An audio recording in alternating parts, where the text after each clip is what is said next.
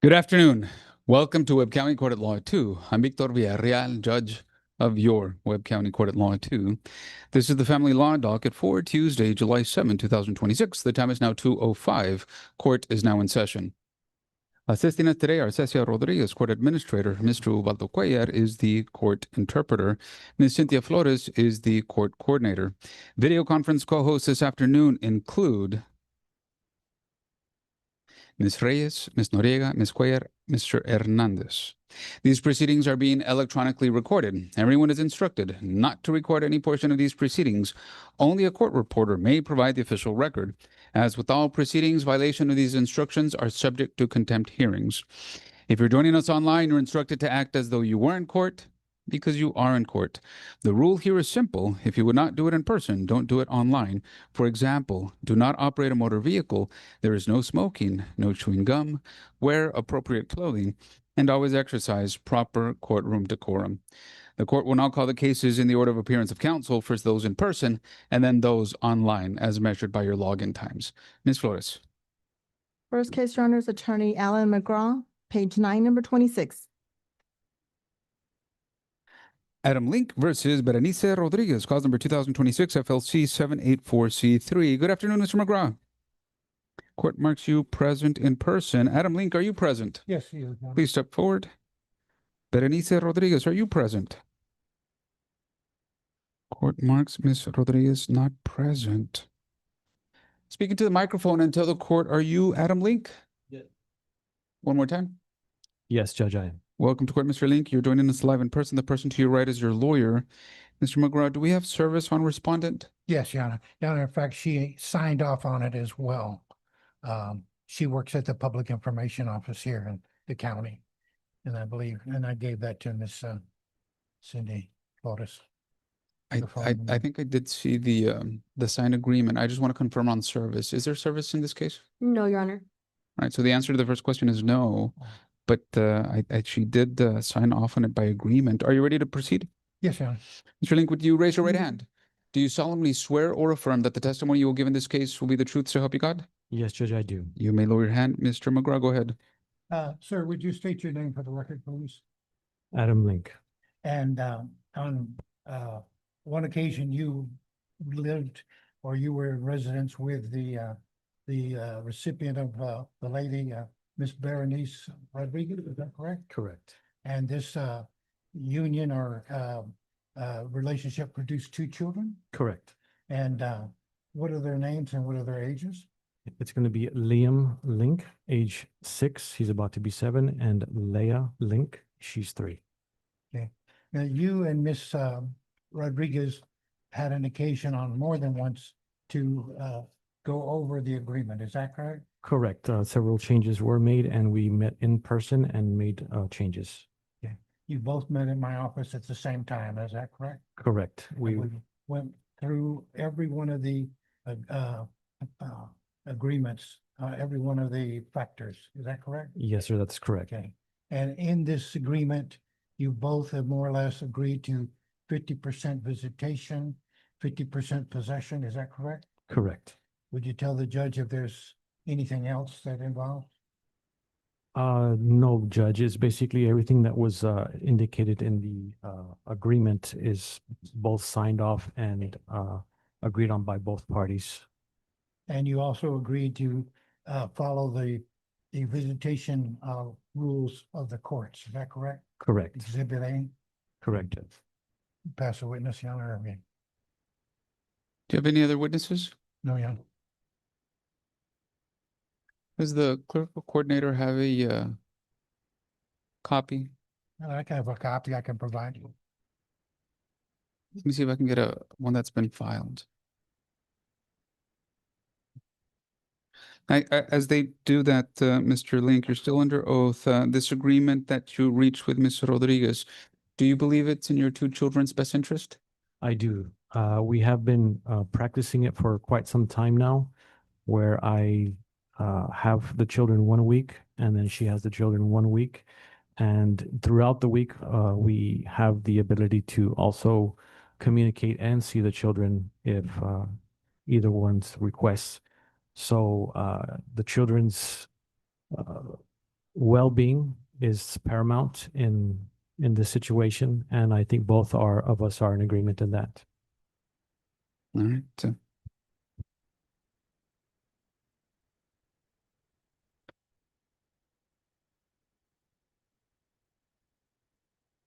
The order, is there a proposed order?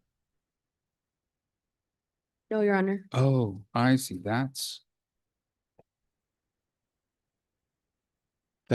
why. It wasn't the proposed order that I had seen with a signature. I understand. It was the petition. All right, Mr. Link, in the case of your children, cause number 2026 FLC 784C3, the court at this time finds that it has jurisdiction over this case, meaning this is the proper court form and venue to consider a request. The court finds that you have two children with Ms. Rodriguez. The court finds that you have an agreement with her. The court finds that you have been undergoing that agreement for some time, and the court finds that your children have been well adapted and accustomed to that visitation schedule. The court hereby adopts and approves your agreement in full and finds that doing so is in fact in your children's best interest. These are the orders of the court, and the orders are due to the court honor before. July 27th at noon by submission.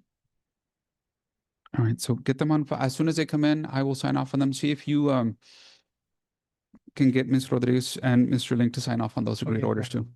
All right, Mr. Link, do you have any questions for the court? I do not, Judge. I wish you, Ms. Rodriguez, and your two children all the best. Have a good That's day. all we have. Thank you, Your Honor. Page two. Appreciate it. Thank you. Have a good day. Next case, Attorney Claudia Laneza Garcia, page 5, number 12.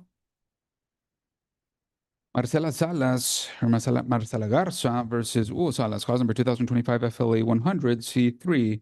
Court marks Ms. Garcia present in person.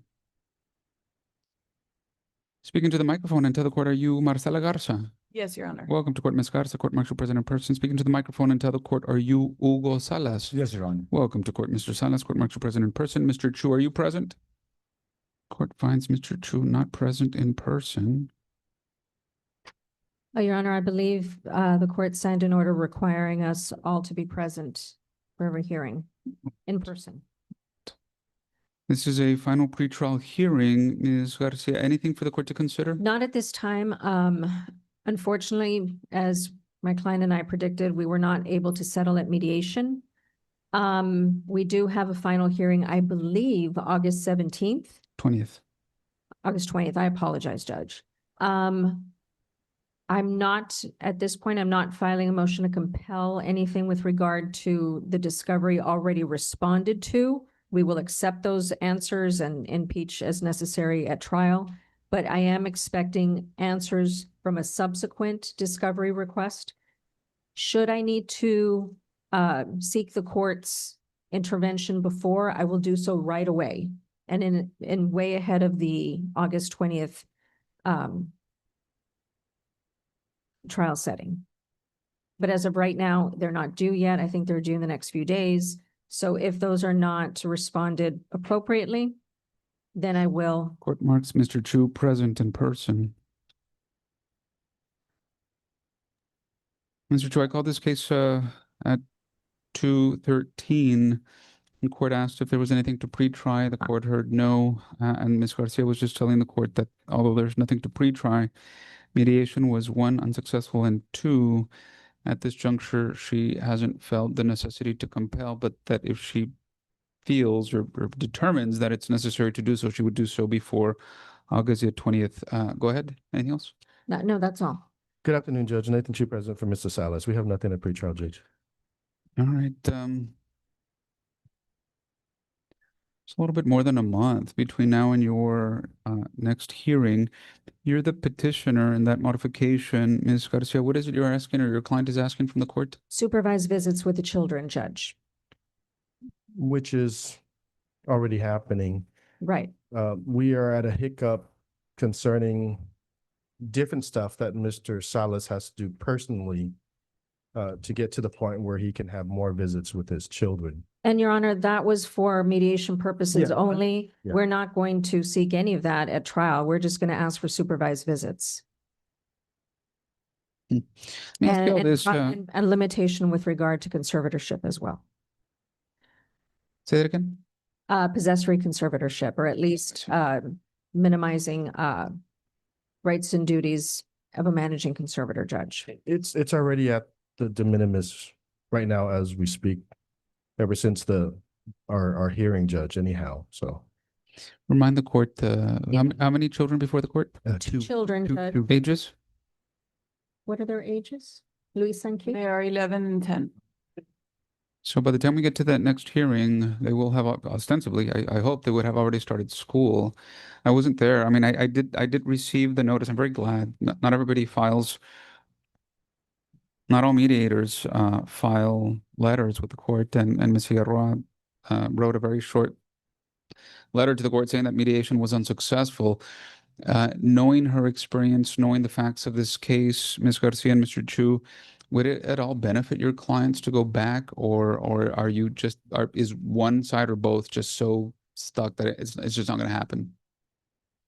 From my last communication with Ms. Figueroa, she was unable to speak to Mr. Chu and his client for a follow-up mediation. We met with her following mediation. She was unable to connect with Mr. Chu and Mr. Salas. Will you tell the court, Mr. Chu, do you believe it would at all be, this is the thing, folks, and this is the reason I asked Ms. Garza and Mr. Salas. At mediation, you can tell all of your story. You can tell the mediator everything that's going on, all of your history, all of your background. You could hear Mr. Chu and Ms. Garcia, they're going to raise objections to evidence, and I'm only going to get to hear the stuff that the law says I can, and I make a decision in that situation. So what I need to figure out is whether you at all would benefit from an additional day. And if the answer is no, that's fine. Judge, I think we can. The reason why there was a stop in the mediation because the mediator had a hard stop. We didn't really get a full chance to go through the whole process. And then thereafter we had scheduling conflicts. That's why we couldn't continue. But I mean, we don't mind going back, Judge. Would it at all be fruitful, do you think? It probably would be because the hiccup was a lot of the stuff concerning Mr. Salas himself. We weren't, and then a lot of the stuff concerning the supervision of the children or the limited access to the children, he was already okay with that until he would get better. But there was other conditions that would require him personally to do stuff before he got there. That was where the hiccup was. But if those situations would not be present, then I'm sure we can be successful at mediation. Why don't you see if it's a possibility? Look, let me order this. I'm going to order you back to mediation. I don't know what conditions I ordered before, but what was good once should be good again. And I don't know if that means one side pays all or you half and half. Whatever it was stays the same, so long as Ms. Figueroa is available. If she has a date available, you all go. If she's not available, I'm not going to move that to August the 20th setting. Sure. right. We'll try it, Judge. And Your Honor had previous required Mr. Salas to pay her fees, and so we would request that continue as well. Right. I didn't remember, but that's why I said whatever happened before should be good again. So I'm just going to extend that order for the next mediation. I And- understand Ms. Figueroa is on vacation, but getting back to the office, I will email everyone to see when we can get on board before the 17th. Sure. Let me just give you a deadline, the 20th, a deadline, Yes, the 20th. August 20th. So mediate this before August the 19th. Ms. Garza, do you have any questions for the court? Mr. Salas, do you have any questions? No, Your Honor. I wish your two children all the best. Thank Have a you, great Judge. day. Thank you. Thank you, Judge. I think that's all I have. Ms. Flores? Yes, that is all from Ms. Garcia. Have a great day. Further down the line. Next case, Attorney Fernando Sanchez, page 6, number 15. Elizabeth Adriana Alos Fernandez versus Jose Antonio Fernandez Perez, cause number 2025 FLB 1530C3. Good afternoon, Mr. Sanchez. Good afternoon, Judge. Nice to see you. Likewise, Court Martial present in person. Are you Elizabeth Adriana Alos Fernandez? Para servirle. Yes, sir. Yes, sir. Oh, okay. Welcome to court, the Court Martial present in person. Ms. Fernandez, do you have a lawyer? No. No. Will you be going forward without a lawyer? Sí. Yes. Court marks you self-represented. Are you Jose Antonio Fernandez Perez? Yes. Welcome to court, the court martial present in person. The person to your left is your lawyer. Mr. Sanchez? Judge, this is a motion for new trial that I had filed after the parties were divorced. Ms. Fernandez was previously represented by Mr. Garcia, Juan Garcia, who appeared last time. We were here in court on the 16th of June, and he presented his motion to withdraw, which he did. There's two bases for my motion for new trial. Number one, a division of a CD. I don't know if the court remembers last time that came up. And Ms. Fernandez was supposed to bring a check in the amount of $24,000, $337.92 payable to my client. That's in the divorce decree. I believe she's got a check with her. The other issue was some properties that were not divided in the final decree. So we uploaded those properties from the Webb County Appraisal District into the case center application. Unfortunately, we had to do it under attorney ad litem, Judge, because there was not a provision for my client, but they're there. There's 5 properties, 4 in Webb County, 1 in Bexar County. And if the court will look at what we uploaded, it is still in both parties' name. Now, I did have an opportunity to glance at what she filed. There is a purported agreement that was filed. It was done supposedly. What agreement? A purported agreement Ah. between them before the divorce was filed. I think that's what she's going to allude to, that they had divided the properties, but it's a purported agreement. There is no deed that was done, and the divorce decree does not speak of those properties. And if you look at the Webb County Appraisal District and the Bexar County Appraisal District, as of June 15th, when I printed out those documents, those properties are still in both names. And that wasn't taken account into the division of property. So that needs to be taken into account. Before I ask Ms. Fernandez, Mr. Sanchez,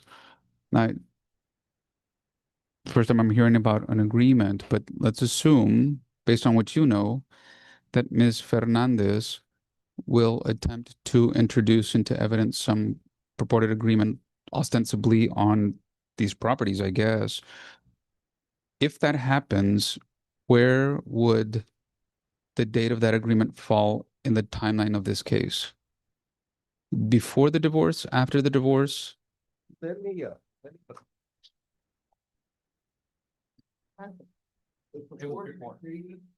Inaudible, was on inaudible. Mr. Sanchez, into the microphone. the purported agreement is dated September 16th, 2025. It looks like the divorce was filed October 23rd, 2025. So it would have been before. All right. Ms. Fernandez,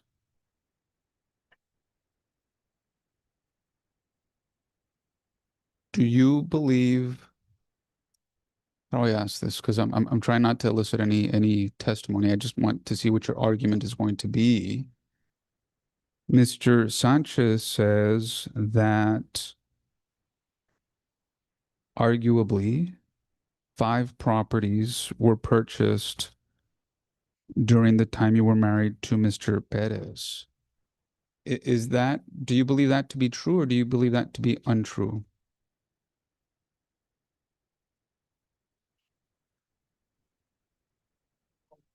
It was a total of 8 properties we had in common. Inaudible, It was a total of 8 properties we had. There were a total of 8 properties that you purchased during the time of your marriage to Mr. Fernandez Perez. sí, su señor. Yes, Your Honor. Do you disagree with Mr. Sanchez that 1, 2, or any of these properties were not mentioned in the final decree of divorce? Completamente en desacuerdo porque hubo un acuerdo Translation? verbal.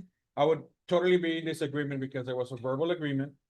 So my question is, were 1, 2, or any of these 8 properties listed in the final decree of divorce?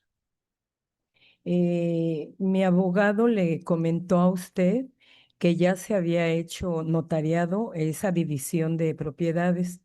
My attorney had mentioned to you that we had already done a division of property that was already notarized.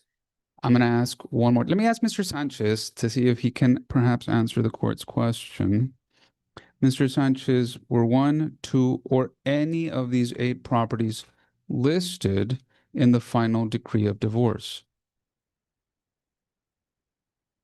Into the record? The answer is no. That's the reason that we filed the motion for new trial. And the court should have the final divorce of, decree of divorce in front of it, hopefully, but So I tell you what, Mr.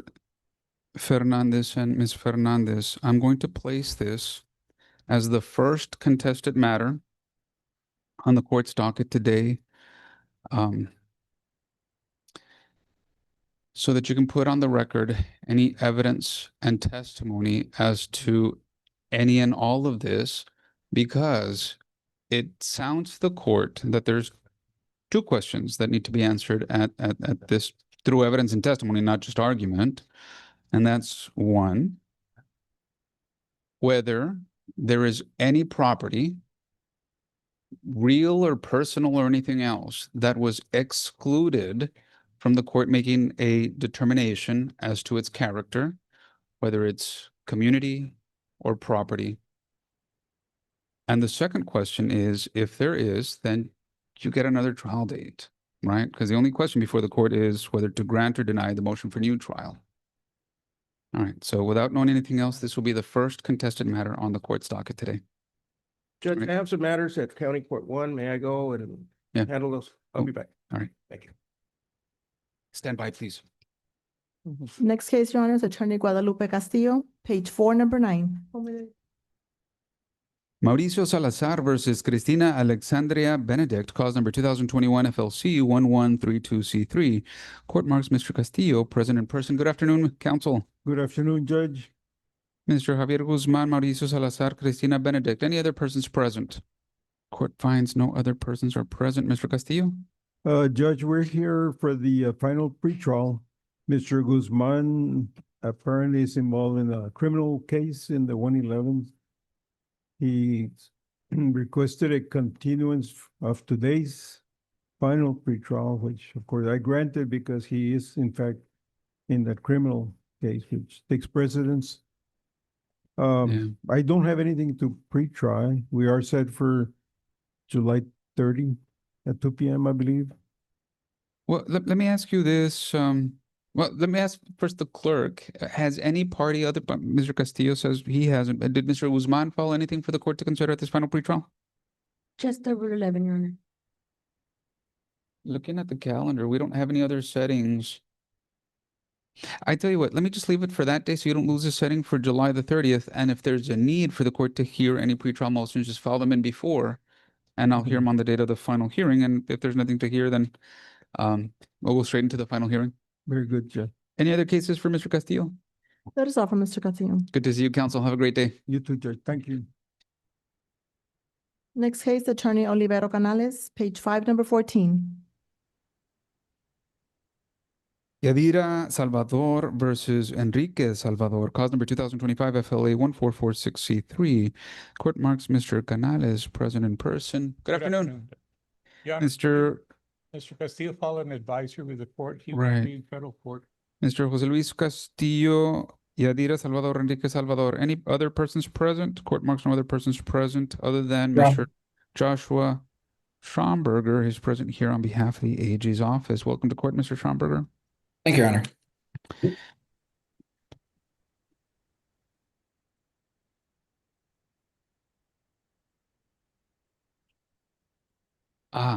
This is an advisory that he will be arriving right after the sentencing. Correct, Your Honor. And we have actually 2 cases together. Oh, let me call that case then. What is, okay, so on this one, this will be on recall. And the second case for Mr. Castillo? Page 7, number 18. Jose Valdenegro III, Yaritza Villarreal Peña, cause number 2026 FLA 7C3. Court marks Mr. Canales present in person. Mr. Joshua Schomburger present by video conference on behalf of the Attorney General's office. Filed a very similar notice advising that he will be here. Mr. Castillo will be here right after the federal sentencing, so I'll place this case on recall. That's fine. Thank you, Your Honor. Thank you. Thank you, Your Honor. Thank you. Next case, Attorney Victor Villafranca, page 3, number 8.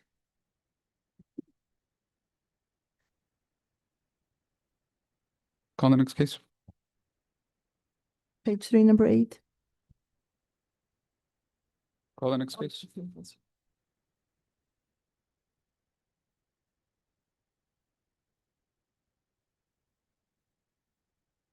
Attorney Julio Garcia, Good afternoon. page 2, number 4. Good afternoon. These are companion cases. Cassandra Montemayor, Juan Hector Martinez, cause numbers are 2013 CVW 1349C3 and 2026 FLF 312C3. Court marks Mr. Julio Garcia present in person. Mr. Joshua Schomburger is present by video conference. Juan Garcia, are you present? Court marks present, Mr. Your Honor. Court marks Mr. Garcia present and participating by video conference. Welcome to court. Good to see you as well, counsel. Speak into the microphone and tell the court, are you Cassandra Villa? Yes, Your Honor. Welcome to court, Ms. Villa. The court marks you present, participating by video conference. As you can see and hear from your device, your lawyer is present also by video conference. Are you Manuel Villa? Good afternoon, Your Honor. Yes, I am. Welcome to court, Mr. Villa. The court marks you present by video conference. Juan Hector Martinez, are you present? Court marks Mr. Martinez not present.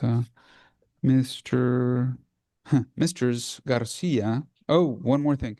Ms. Daniela Martinez, welcome to court. The court marks you present. You're participating by video conference. Thank you, Your Honor. Mr. Garcia, what is the announcement? Your Honor, I spoke to Mr. Garcia and to Ms. Martinez. We're asking for a little bit more time, Judge. We have, I think the ad litem needed some more information to complete her report. She wanted us to provide something to her in regards to some time frames. We have no problem with that. So Mr. Garcia filed a motion for continuance that's agreed to. And we're Your asking Honor, that's correct. I'm the guardian ad litem in this case. I met with the parties in this case and have begun my investigation. I just need a little additional time and some more documents from the attorneys to help develop a more accurate timeline regarding the father's involvement in the child's life, because this is a termination and adoption case. Mr. Juan Garcia? That's correct, Your Honor.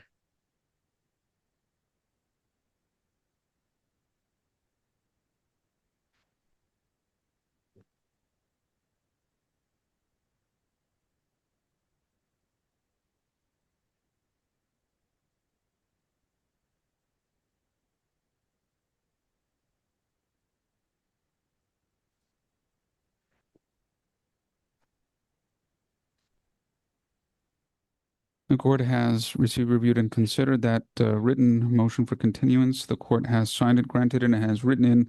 The court finds that the guardian ad litem requires additional time to perform and complete her work. This is request. The request is well taken and granted. Ms. Martinez, how much time would be reasonable and necessary to complete your work? Your Honor, I believe that Mr. Juan Garcia's office has already sent me some of the paperwork that I was requesting. I'm pending to receive paperwork from Mr. Julio Garcia, and I think Juan Garcia needed to send me one more thing. So maybe the court's next setting, I don't think that it should take too long. Give us the next available setting, Ms. Flores.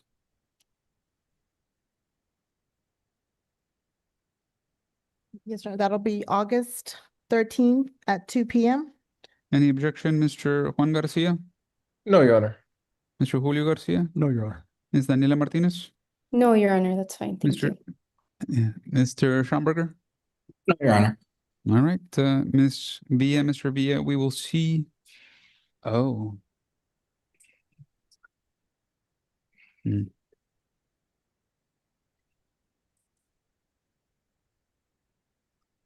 Ms. Martinez, the order that the court signed appoints you attorney ad litem. I just want to clarify that that is your role in this case, attorney ad litem. Oh, I'm sorry. I thought I was appointed guardian ad litem. Not Let according me- to the order. That's correct, Your Honor. It's attorney ad litem. All right. Good thing we caught this before your report. Very good. All right. Thank you.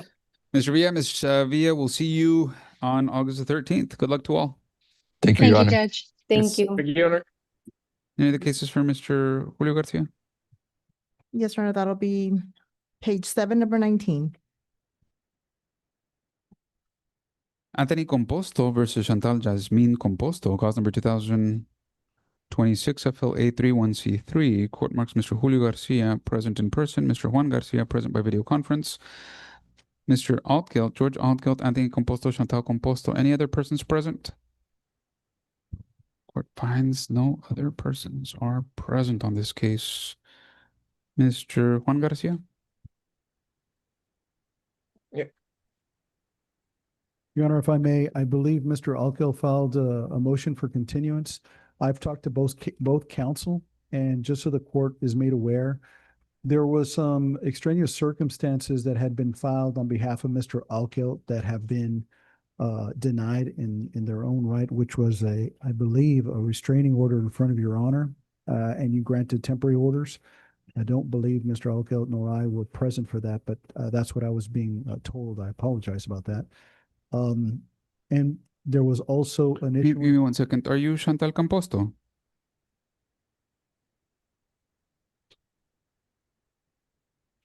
Ms. Composto, I'm going to ask that you unmute your device.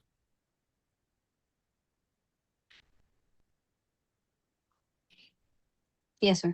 Are you Chantal Jasmine Composto? Yes, sir. This is me. Welcome to court. The court marks you present and participating by video conference. Mr. Garcia, go ahead. I'm sorry, Judge. Also, there had been a request for a protective order that I think that had been requested, but those have since been set aside. I've spoke to Mr. Joey Diaz, who is the attorney of record for Mr. Composto. I don't believe either one of those matters were going forward. It was extremely important for me to find out the results of that. And because of those recent results, which I believe were last week or the last couple of weeks, the children have been visiting with temporary orders with their father. And I'd like to have another meeting with not only the parents, but also with the children, make sure how those are going before I make my report to the court. Mr. Garcia, Mr. Juan Garcia, anything to follow up? No, Your Honor, we have no objections to the reset.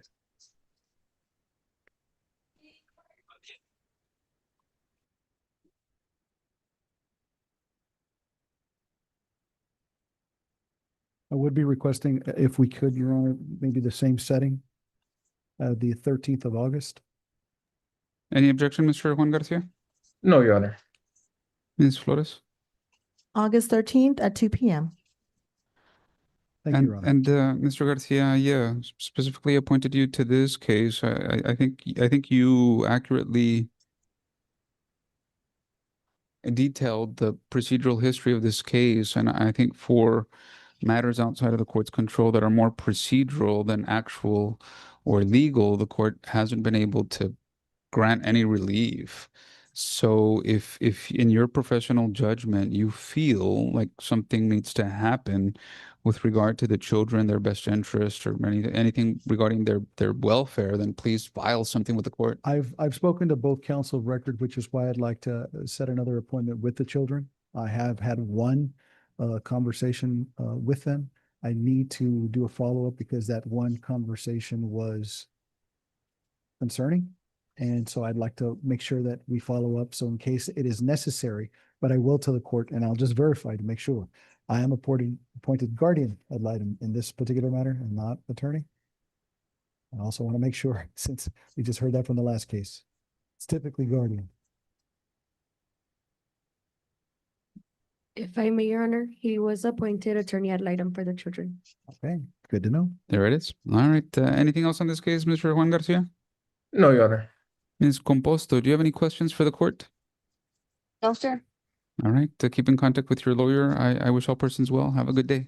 I'll have any Thank you, accurate sir. findings if necessary. Judge, may I be excused? Yes. Have a Thank great you. day. You too, Judge. Next case, Attorney Julia Rubio, page 1, number 1. This is Fernando Vasquez versus Yvette Josephine Vasquez, cause number 2003 CVG 1233C3. Court marks Ms. Rubio present in person, Ms. Alania present by video conference. Good afternoon to both. Good afternoon, Your Honor. Fernando Vasquez, Yvette Josephine Vasquez, any parties present? Court finds no parties are present. This is an entry of judgment. Ms. Rubio, Ms. Alania, what is the announcement? Yes, Judge, I am filling out a motion for continuance as we speak. We are working on 2 quadros. We want to make sure we get the language right, so we're not back here. I have conferred with Ms. Saldaña, or we've been in communication, and she's in agreement, I believe. That's true. It is correct. Remind the court, there was a good reason. Yes, Ms. Saldaña needed to file a counter petition because we were going to run into the same issue with her client's retirement when she's eligible a couple of years from now. The order issued did not track the language of the decree, so the internal office of the federal government has been distributing the retirement funds in a way that's not accurate. And so we know we'd have to be back here anyway. So Ms. Saldaña worked on that That's what it was. petition, just filed it. I haven't reviewed it yet, but we're working as quickly as we can to get it done. And are you requesting another entry or just an orders to date? I don't know that it matters, Ms. Saldaña. I guess an entry just in case, but we should be able to submit it pretty soon for both parties. Maybe like 2 weeks, I think at least. File the motion for continuance, and based on all of that, I will sign off on it. Give us an entry date, Ms. Flores.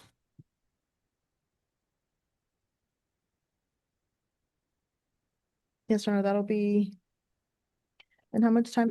2 to 4, whatever is best available. But I'll write to even do 4, because I mean they could turn it in a few days, and I'll sign off on it. So Okay.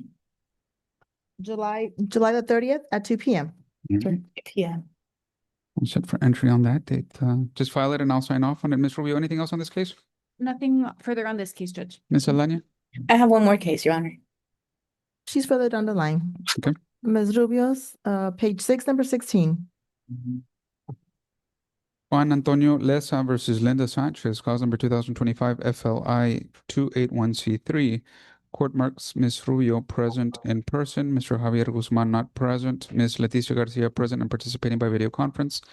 Juan Leza, Linda Sanchez, any parties present? Court finds no parties are present. Ms. Rubio? Yes, Judge, we remained on the docket for today because we were set, actually, I think, as a pretrial June 18th, Mr. Guzman was out of town. There was a vacation letter on file, but you kept us on because it looked like we were working toward an agreement.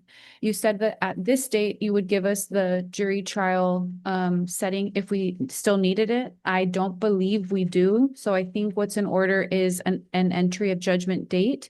I haven't heard back from Mr. Guzman, but I'm not sure if he's out of town this week. I think Ms. Garcia can sort of reiterate what I've just said. He filed. I don't know if he filed it into this case, but he filed into other cases an advisory that he's in a jury trial. Oh, right. He's in the 341st. Yes. No wonder he didn't answer. Court marks Mr. Joshua Schomburger present on behalf of the AG's office by video conference. Ms. Leticia Garcia?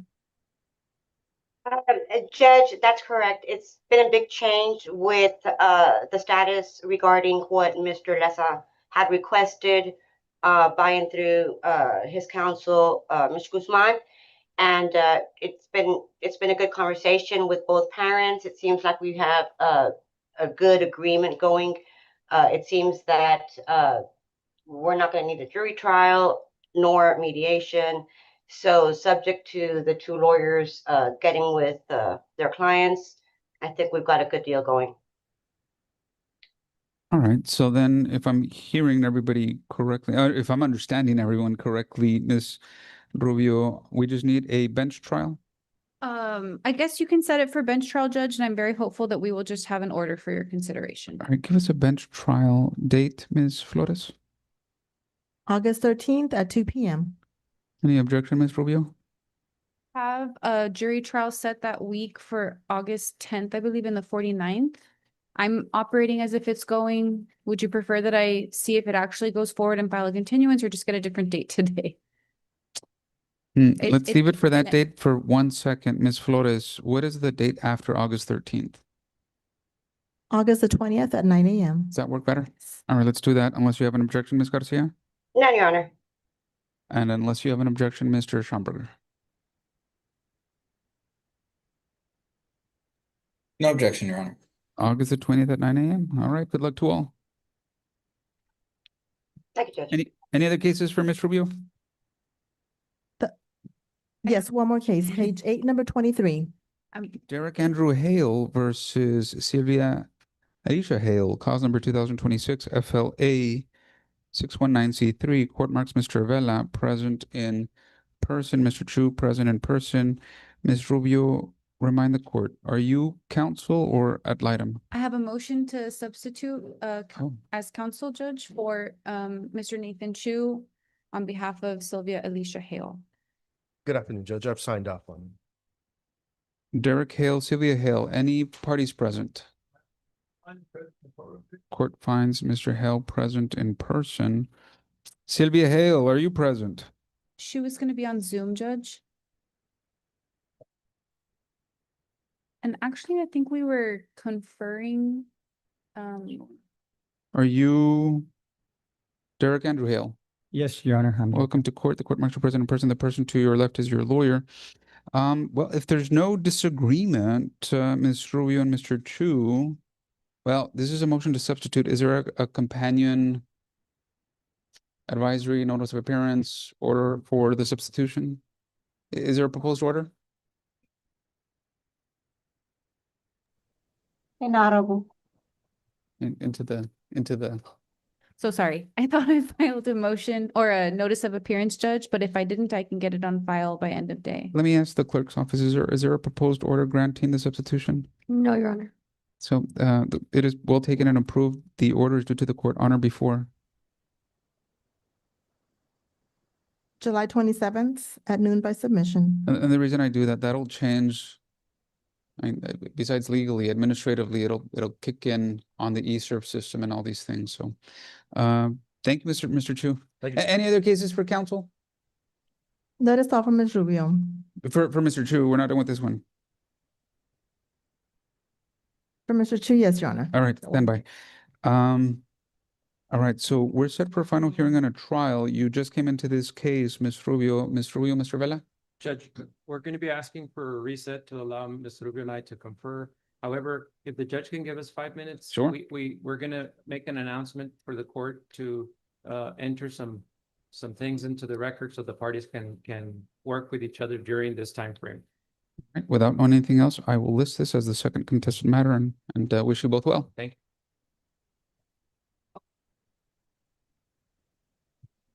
Next case, Attorney Nathan Chu, page 8, number 22. Jorge Chong, Alejandra Chong, cause number 2026 FLA 284C3. Court marks Mr. Chu present in person. Ms. Adriana Maddox, are you present? Good afternoon, Judge. Nathan Chu, present for Mr. Jorge Chong. Well taken. Good to see you. Counsel court finds Mr. Chu present, Ms. Maddox not present. Are you Jorge Chong? Buenas tardes, señoría. Sí. Madeline Escoto for Miss Maddox. I know that she's in the 406 in a jury trial. Mr. Cuellar? And we have nothing to pretrial today, Judge. You all stop. Buenas tardes, su señoría. Sí, soy yo. Court finds Mr. Chong present and participating by video conference. El juzgado encuentra al señor Chong presente por medio de videoconferencia. Mr. Chong, as you can see and hear from your device, your lawyer is present in person. Señor Chong, como puede ver por su aparato, su abogado está aquí en persona. Now we'll go back to Ms. Escoto. Sorry, your announcement was what? Judge, I, as a professional courtesy, I know that she's in the 406 in a jury trial. So I just wanted to inform the court. I was there this morning, so. Quería informar al juzgado que la abogada Maddox se encuentra en el juzgado 406 en un juicio conjurado. Alejandra Chong, are you present? Alejandra Chong se encuentra presente. Court finds respondent not present. El juzgado encuentra a la señora Chong no presente en el juzgado. Mr. Chu. Good afternoon, Judge. Nathan Chu, present for Mr. Chong. We're at final pretrial. We have nothing to pretrial today, Judge, and we do already have a final date of August 11th. Buenas tardes, su señoría. Nathan Chu, representación del Chong. Señor Chong, estamos aquí No tenemos nada que hablar antes del juicio. Tenemos la fecha para el juicio del día 11 de agosto. Are you also on that same case? In the 406? I was substituted out, Your Honor. Oh, I see. Okay.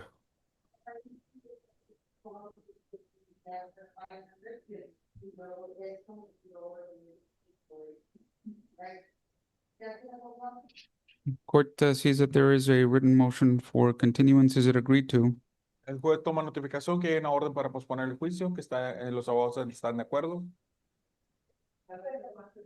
It is well taken. So you're set for a final hearing on August the 11th. Are you asking for another pretrial or are you asking to stay on August the 11th? If we can just stay on, Judge. Está pidiendo, tenemos la fecha para el juicio final en agosto 11. ¿Quisiera otra fecha o esa fecha está bien para continuar? Esa All right. fecha está bien. If you or Ms. Maddox need a pretrial setting, just make the request. Yes, sir. En caso de que usted o la abogada Marx necesiten otra fecha, háganoslo saber. Mr. Chong, keep in contact with your lawyer, and Ms. Chong will do the same thing. I wish you both well. Señor Chong, manténgase en contacto con su abogado. La señora Chong va a hacer lo mismo y le deseo lo mejor. Gracias. Thank you. Any other cases for Mr. Chu? That is all from Mr. Chu. Good to see you. Have a great one. Thank you, Judge. Next case, Your Honor, Attorney Jose Luis Castillo, page 5, number 14. Yadira Salvador Enrique Salvador, cause number 2025 FLA 1446C3. Court marks Mr. Canales present in person, Mr. Castillo present in person, Mr. Schomburger present by video conference. Your Honor, we're close, I think, to reach an agreement in both cases. If the court give us a few minutes. Take the time you need. Good luck. Correct. Thank you, Judge.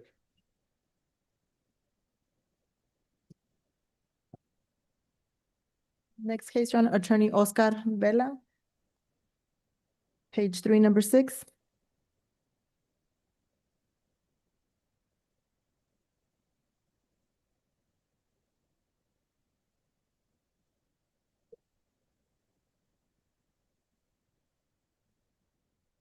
This is Norma Garcia Luis Soto, cause number 2014 CVW 253C3.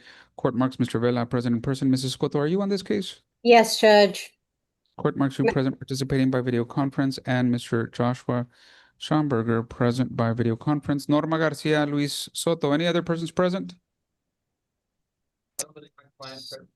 And Judge Madeline Escoto for Mr. Soto, Judge. We attended, there's a companion case out of the 406.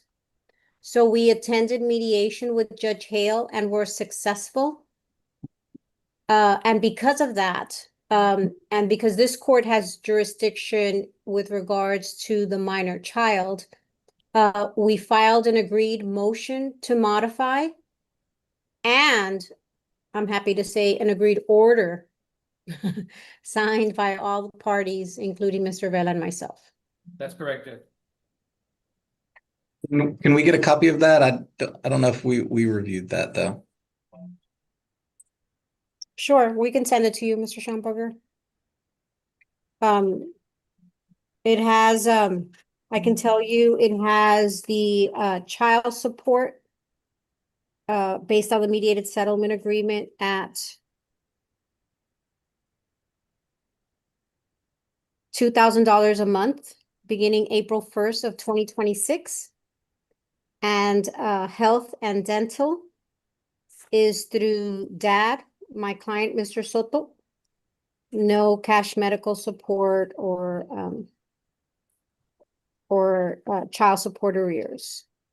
Okay. And then, Your Honor, There is a suspension of, in the mediated settlement agreement, there is a suspension of withholdings from the earnings, and he's paying directly through your portal through the online system. okay. That we tend to not necessarily agree with just because the administrative remedy sometimes will go out. But the other terms we're in agreement with, Your Honor. I do think collection, when it's the OAGs involved, we're allowed to collect administratively like that. But we're fine with the substantive terms otherwise. Crystallize for the court. What is the objection?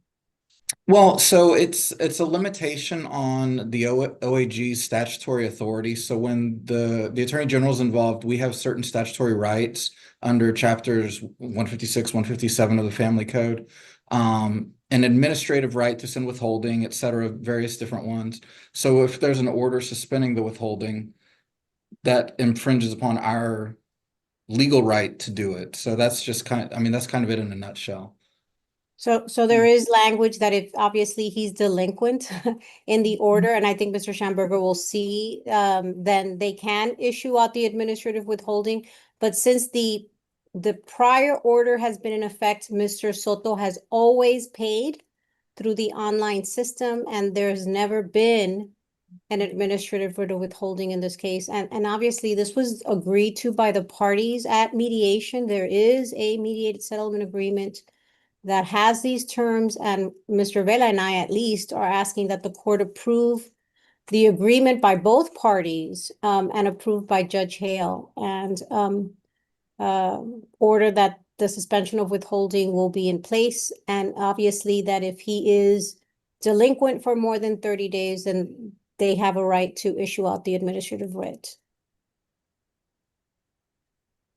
I'll send this to you, Mr. Schomburg. Yeah, I mean, we are a necessary party. So, I mean, we're not, you can't bind somebody who's not a signatory, but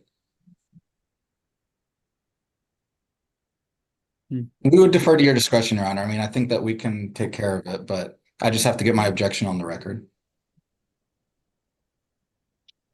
Judge, Go ahead, if I Mr. may, Vela.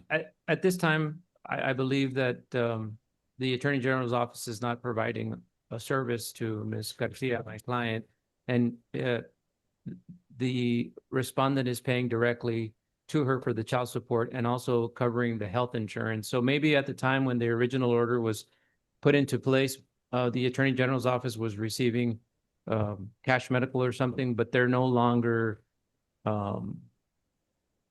I guess paying any services. So I would argue that even though they were a party to the original lawsuit, they're no longer a necessary party to this case. What's the cause number, Your Honor? I just want to make sure I'm looking at the right case. 2014 CVW 000253C3. Okay. No, that wasn't on my sheet for today, Your Honor. So I'm not opposed to the court entering the order. I'm not here for that case. Thank you, Mr. Schomburg. No, I don't provide services, so I'm perfectly good. I'm not here on that one, Your Honor. Thank you. Did we lose Mrs. Cotto?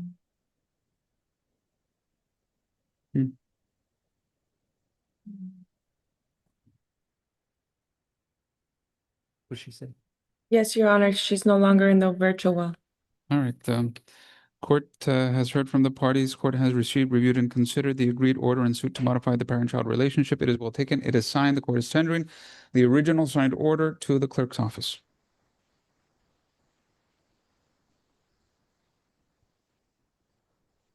Next case, Attorney Oscar Vela, page 4, number 10 and 11. Two cases, companion cases, Alicia Karina Barzola versus Luis Arturo Arriaga, cause number 2023 FLI 681C3 and 2025 FLA 1647C3. Court marks Mr. Vela present in person, Ms. Leticia Garcia present and participating by video conference, Mr. Joshua Schamberger present and participating by video conference on behalf of the Attorney General's office. Ms. Barzola, unmute your device and tell the court, are you Alicia Karina Barzola? Yes, sir. Welcome to court, Ms. Barzola. The court marks you present. You're participating by video conference. As you can see and hear from your device, your lawyer is present also by video conference. Luis Arturo Arriaga, are you present? Court finds respondent not present. He's not present. Mr. Vela, Ms. Garcia, go ahead. Yes, Judge. Go ahead, Ms. Garcia. Go ahead, Oscar. Judge, my client has not signed the order that was provided to me by Ms. Garcia. I would like just an opportunity to get his signature on the agreed order and send a copy to Mr. Schomburger for his review as well. So if I could ask for maybe a 7-day reset for entry of order, Judge. The parties have already pronounced the agreement on record and the court accepted it. So the only thing pending is the signatures. So we've already proven up the agreement. Any other thoughts, comments, or objections, Mr. Schomburger or Ms. Garcia? No, Your Honor, that's fine. We'll wait for the email in 1 week or so. Whatever the court wants to do is fine with us. So let's do this, Ms. Flores, give us an orders due date. By submission, Your Honor? Yes. July the 27th at noon by submission. So let's do this to give the AGs an opportunity to file something as well. So Mr. Vela and or Ms. Garcia will send that agreed to order to the AG's office, and then they will file it in any event on or before July 27th. But on July 27th, that's a deadline that the AG's office can have to file an objection. If there's an objection, I'll set it for hearing. If there isn't, I will sign off on it. Sounds good, Your Honor. All right. Good luck to all. Thank you, Judge. Judge, for the record, I did file a non-suit on the companion divorce proceeding. If the court will recall, there was a divorce proceeding on file for the same people, and I just want to make the court aware that. Let me ask the clerk's office in the 2025 cause number. Is there a non-suit on file? Yes, Your Honor. Is there a proposed order? Yes, Your Honor. But I believe that non-suit was with a different court, or was it with this court? It's here. Okay. Yeah. It's here. Court has signed that non-suit. Thank you, Ms. Garcia. Thank you, Judge. Got anything further? My big excuse, Judge? Great to see you. Have a good week. Thank you, Judge. Have a good day. Next case, Attorney Brenda Anderson, page 7, number 20.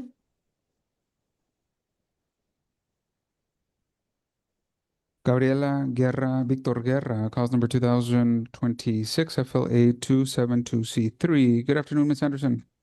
Good afternoon, Judge. Court marks you present. You're participating by video conference. Gabriela Guerra, Victor Guerra. Any parties present? Court finds no parties are present. Counsel, what is the announcement? Your Honor, I believe in this case, we filed an agreed divorce decree and prove up last time we were here in court, maybe the day, like after we were done with court. So that should, actually thought it was already off the docket. You are right. There was an agreed to final decree of divorce. I signed that on June the 29th. So this case is done. Thank you. Thank you, Judge. I do have another one. This next case from Ms. Anderson is page 9, number 24. Valeria Galvan Ociel Alonso Galvan Mendoza, cause number 2026 FLA 832C3. Court marks Ms. Anderson present and participating by video conference. Are you Ociel Galvan?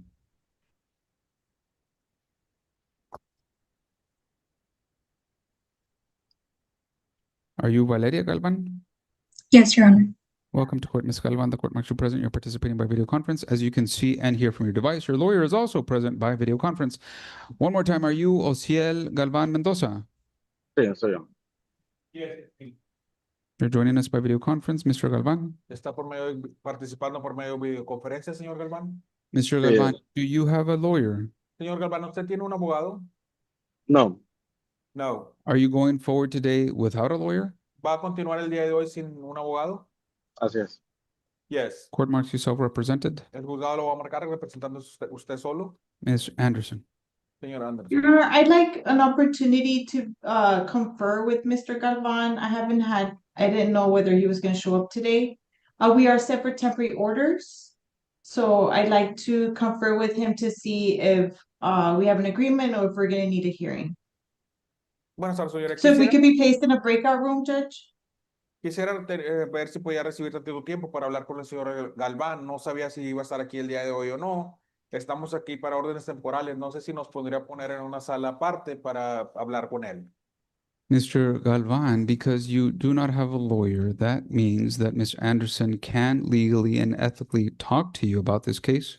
Señor Galván, como usted no tiene un abogado, la señora Anderson puede hablar con usted sobre las cosas muy legales, ya que no sean éticas o profesionales. Court staff will place you in a breakout room with her momentarily, El personal del juzgado lo va a poner en una sala independiente con ella. and you can talk to each other about the case, Pueden hablar sobre el caso. and together you can reach agreements as to everything, some things, or no things. Juntos pueden llegar a un acuerdo, ya sea para algunas cosas o para nada. As you talk to Ms. Anderson, you need to understand that she is not your lawyer. Mientras usted habla con la señora Anderson, necesita entender usted que ella no es su abogado, She cannot and she will not provide you any legal advice, ella no debe y no le dará a usted ningún consejo legal, but she can tell you what her client is asking for, and together you can reach agreements. pero sí le puede decir a usted qué es lo que está pidiendo su cliente y pueden ver si llegan a un acuerdo. Mr. Anderson, would it at all be useful to have your client inside or outside of that breakout room? ¿Sería bueno tener a su cliente en esa sala aparte o no? Yeah, she can participate. Sí, ella puede participar. Ms. Flores, does Ms. Anderson have any other cases? No, Your Honor. All right, then we will place Ms. Anderson, Ms. Galvan, and Mr. Galvan in a breakout room. Staff, please. Vamos a poner a la señora Anderson y a la señora y al señor Galván en una sala aparte. Thank you, Judge. Court recorder changing individuals into breakout room. Thank you. Next case, Attorney Elisa Mar Soto, page 2, number 3. Ana Gonzalez, Roberto Castro, cause number 2013 CVL 2313C3. Court marks Ms. Soto, present and participating by video conference. Mrs. Cotto, present and participating by video conference. Ms. Leticia Garcia, present and participating by video conference. Mr. Joshua Schramberger, present and participating by video conference. Ana Gonzalez, Roberto Castro, are you present? Court finds no parties present. Counsel, what is the announcement? Judge Madeline Escoto for Ms. Guzman now. There's nothing to pretrial, Judge. I owe Ms. Soto a offer of settlement that she should probably receive by tomorrow. There have been a change in circumstances in that Mr. Castro is relocating to San Antonio. And so with the help of Ms. Garcia, who's the ad litem, it looks like we'll be able to reach an agreement in this case. I called her and I don't see her. Is Miss Leticia Garcia still present? She may not be present, Judge, because we did confer prior to the court's calling our case. Correct, Judge. Understood. Anything to add to the record on this case, Mr. Schomburger? Your Honor, just an order's due date so we can review it as well. Is that what you're requesting? Just an order's due? That's what it sounded like. It said they had an agreement, but I don't know. I owe her a proposal, so I'm gonna Oh. send it to her tomorrow. We are set for August 11th if the court wishes to keep us on that date, Judge. I'm just gonna ask that I be allowed to attend via Zoom just because I'm planning on going to the advanced family. Yes. Yes. So let me make a note that any and all persons, unless there's an objection, are allowed to attend by video conference. However, please, since we're not moving the date on the trial, I'm also not moving the date on the interview with the child. If there is an agreement or there isn't a necessity to interview the child, somebody please let the court staff know so that we can clear it off from our calendar. I just don't want to release I don't want to unblock the time. I think, Ms. Soto, is it premature for us to announce that we don't need Bobby to be interviewed? I wouldn't think so, but then again, I'd rather advise the court once I review that proposal with my client, just in case. I don't wanna have to release the date and then read it. It's on the court's calendar unless y'all advise that that is unnecessary. All right. Good luck to all. Thank you, Judge. Thank you, Judge. Next case from Ms. Soto, page 3, number 7. Raúl Agustín González versus Lizeth Lopez González, cause number 2015 CVG 561C3.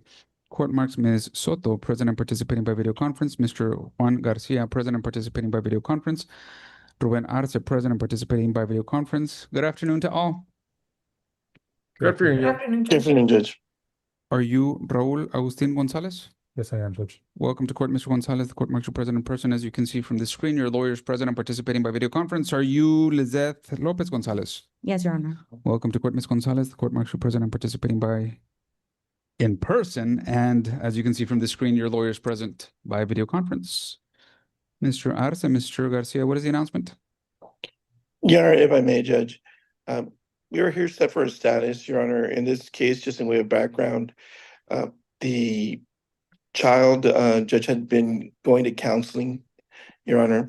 I know that Ms. Soto had spoken to the counselor directly, and I believe she's got a recommendation to the court, Judge.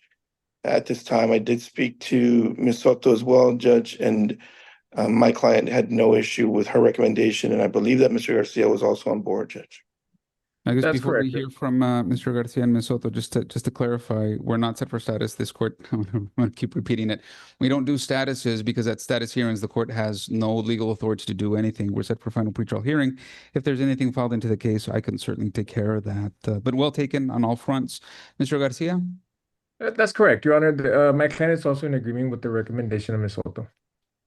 Ms. Soto? Yes, Your Honor, so I've had been in communication with the child's counselor.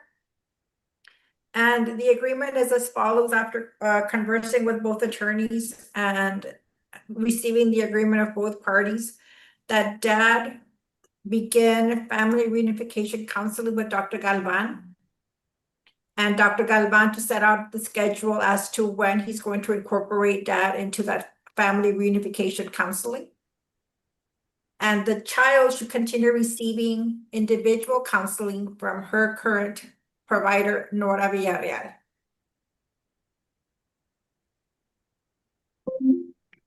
And that was done.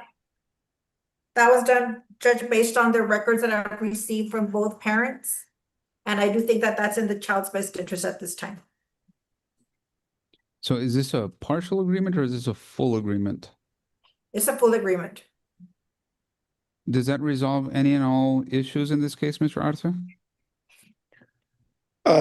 Well, Judge, I believe my understanding was that we were going to ask for another pretrial date, Judge, possibly in 60 days, just to see how the child was taking in the counseling, Judge.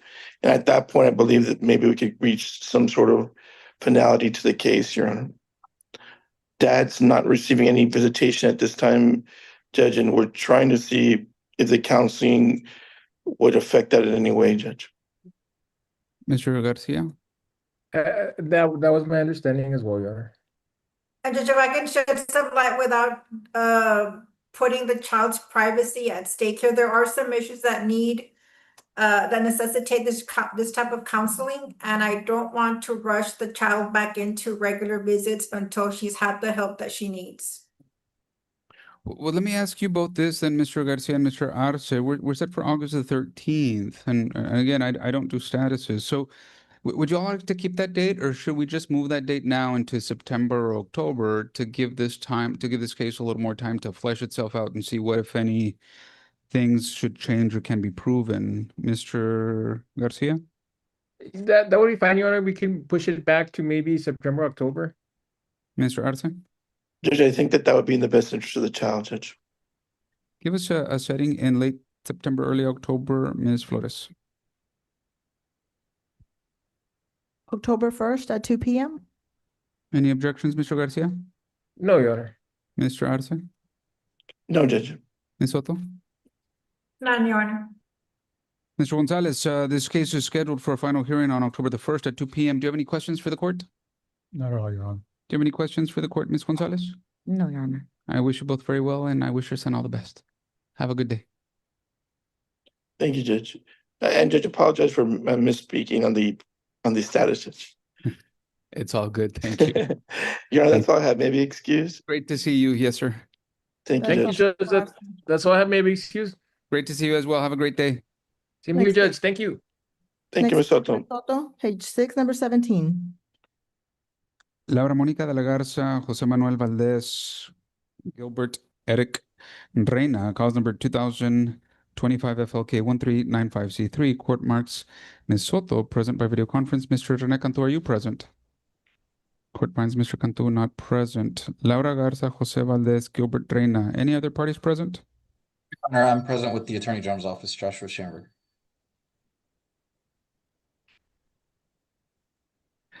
The 2016 case gives you, I understand. All right. Mr. Schomburger, welcome to court. The court marks you present by video conference on behalf of the AG's office. Ms. Soto?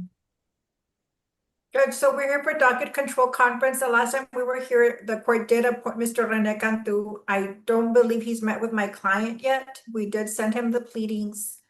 And just for the court's recollection, this respondent father is out of state. I believe he's in the state of Connecticut.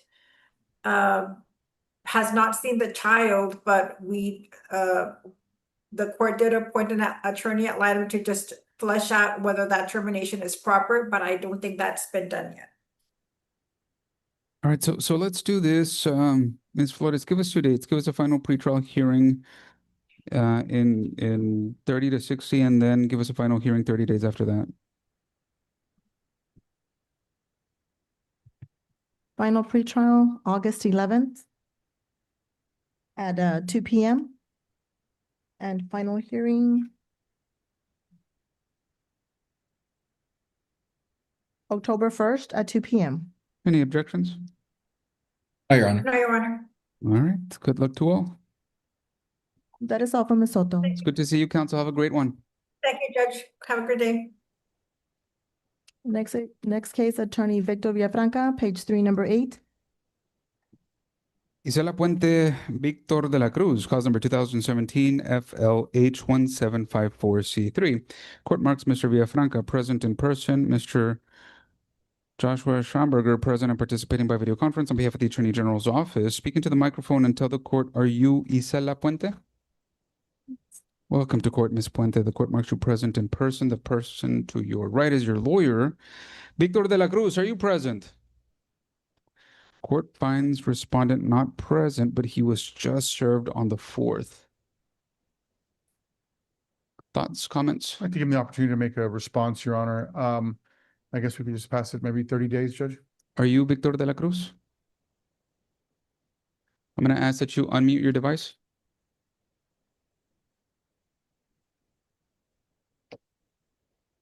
There's an unmute button at the bottom left of your screen. Press that red or microphone button.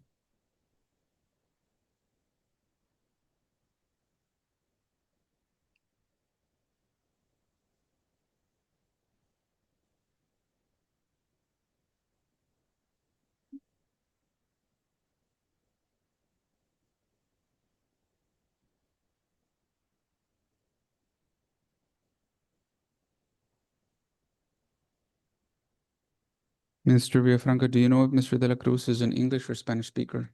English. Mr. de la Cruz, there's an unmute button at the bottom left of your screen. Press the unmute button to begin your audio.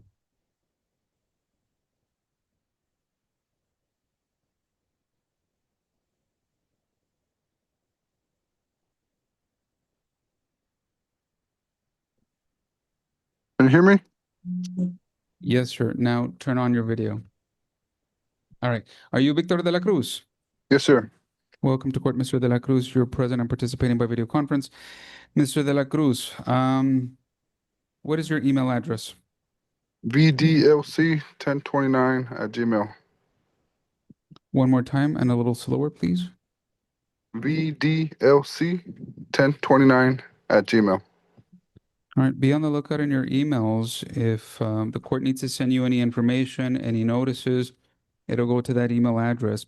Same thing for Mr. Villafranca. If he needs to send you any information, document request, or whatever the case may be, he can do so at that email address.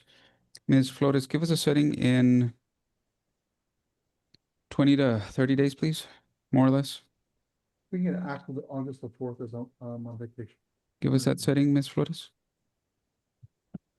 That'll be August 11th at 2 p.m. Do you have any objections to that date, Mr. Villafranca? No, Your Honor, I don't.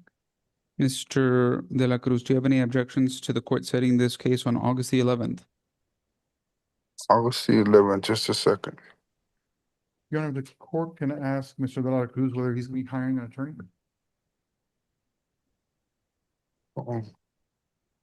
No. You said August what, sir? The 11th at 2 p.m. I should be able to attend. All right, so make sure that you're present either in person or by video conference on that date. Mr. De La Cruz, your previous lawyer was Ernesto Cavazos. Will you be hiring him or any other person to represent you or not? I'm looking onto that, sir. I'm All not right, sure yet so at the moment. If you do hire any lawyer to represent you in court, let them know that Mr. Villafranca represents Ms. Puente so that Mr. Villafranca can talk to that person. Okay. All right. I wish you and Ms. Puente well. We'll see you. I'd like him to Likewise. spell it is the email address, text 22. I want to make sure it's VDLCTECH29 @gmail. Mr. Villafranca, into the microphone, please. Can he tell us his email address again and spell the whole thing out, please?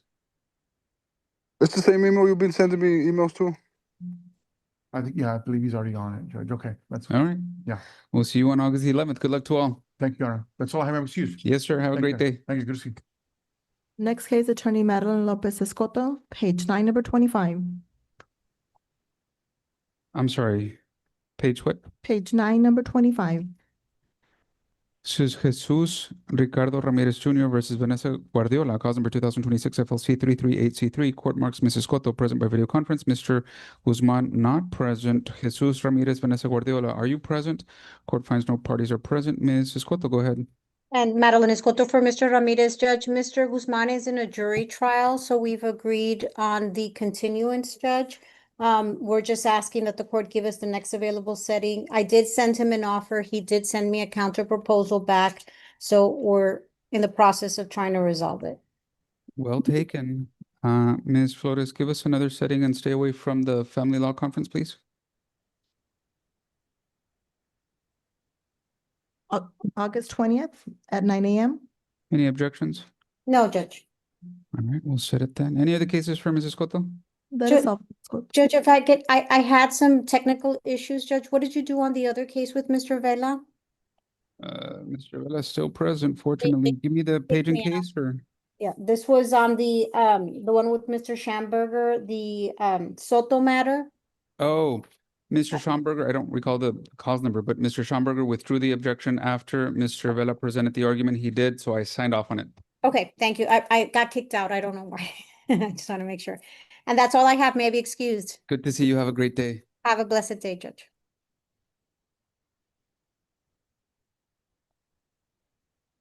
Next case, Attorney Melissa Saldaña, page 5, number 13. Enrique Cadena Jr. versus Yasmin Arispe, cause number 2025 FLA 953C3. Court marks Ms. Saldaña present and participating by video conference. Enrique Cadena, Yasmin Arispe, are you present? Court finds no parties are present. Ms. Saldaña, what is the announcement? Yes, Your Honor. I have conferred with my client, Mr. Cadena. He told me that he and his wife are still working on reconciling. He's requesting a 6-month reset. I don't think so. Could he request a 3-month reset? No. So this case has been on file for over a year. They've been attempting to reconcile for over a year.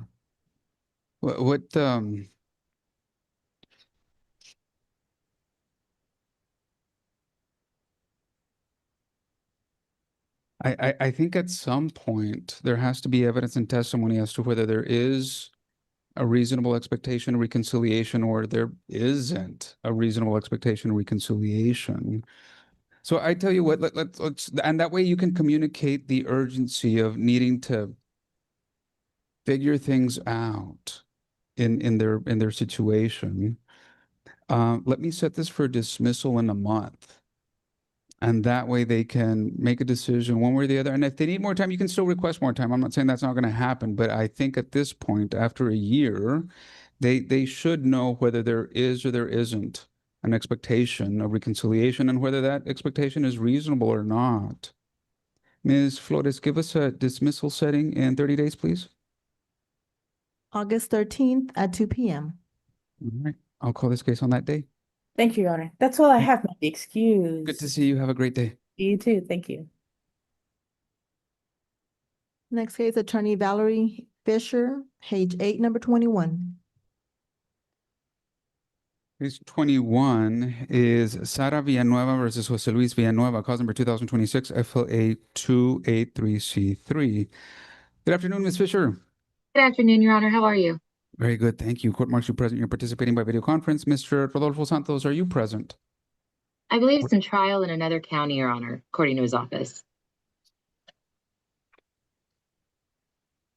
Which we had a 9/11, excuse me, Rule 11 that we submitted to the court because we have mediation scheduled tomorrow in this matter, Your Honor. Oh, I see. That was the earliest date, unfortunately, we could get.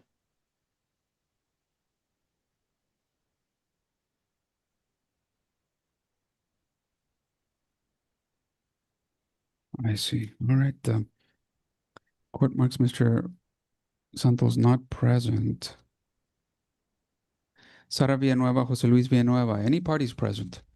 Court finds no persons are present. This is the second setting. Yes, Your Honor. That's too well taken. I really hope that if not the whole thing, at least some things will be resolved at mediation. So good luck to all. Ms. Flores, would you give us a third setting, please? August 13th at 2 p.m. Any objection to that date, Ms. Fisher? No objection, Your Honor. All right. We'll see you, Mr. Santos, and the parties on that date. Good luck to everyone at mediation. Thank you, Judge. I appreciate it. May I be excused, Your Honor? Yes, have a great day. Thank you, you too. Next, Attorney Cristina Rosales Solis, page 1, number 2. This is Cassandra Ortiz versus Armando Almendares Jr., cause number 2011 CVW 2131C3. Are you Cristina Rosales Solis? Yes, Your Honor, I am. And my client is also present on the same screen with me, Your Honor. Welcome to court, Ms. Solis. The court marks you present and participating by video conference. Speak as loud as you can and tell the court, are you Armando Armendares Jr.? Yes, sir. Welcome to court, Mr. Armendares. The court marks you present and participating by video conference from the office of your lawyer. Cassandra Ortiz, are you present? Court finds respondent Ortiz not present. The court takes judicial notice that she was served with process on this case April 28th, 2026. Court marks Mr. Joshua Schomburger present and participating by video conference. Ms. Rosales Solis, what is the announcement? Your Honor, we have filed and served the respondent Cassandra Ortiz with the motion to transfer as well as the petition to modify the parent-child relationship. All parties now do reside outside Webb County. Ms. Ortiz resides and has resided for over 10 years in Alabama and Florida, and at the present time is in Alabama.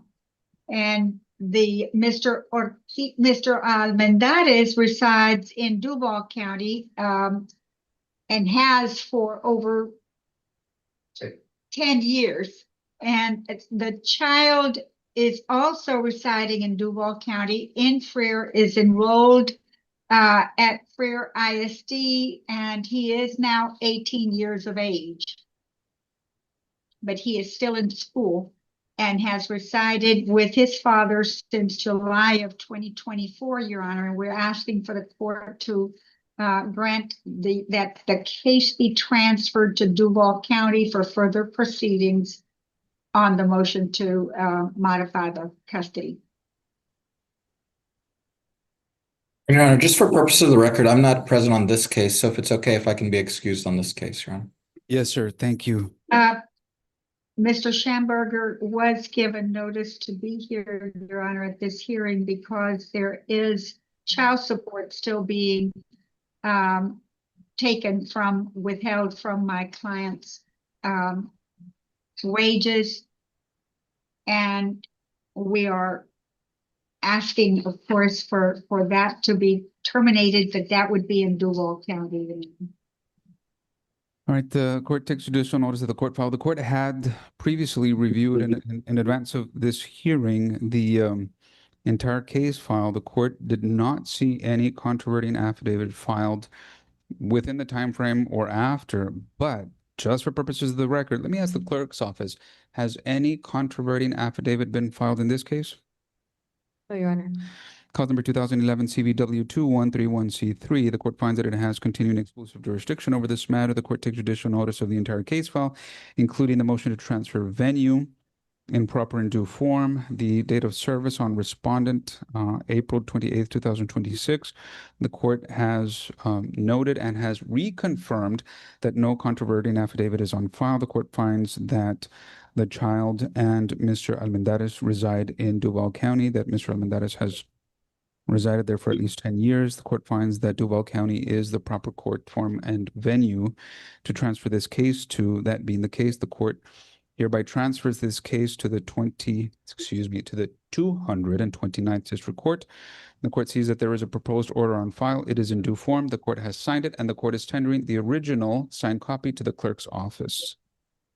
Anything Thank- else on this case, Ms. Rosales Solis? No, Your Honor, there's nothing further. Thank you very much for your time, Your Honor, and may we be excused? Yes, good luck to all persons, Mr. Almendares, particularly to your son. Good luck to all. Thank you, Your Honor. Have a good day. You too. Your Honor, all cases have been called. All right, we've been going on for an hour and a half. Let's stand at ease for a few minutes, and then we will begin with the announcements and go straight into our contested docket. Stand by. All right.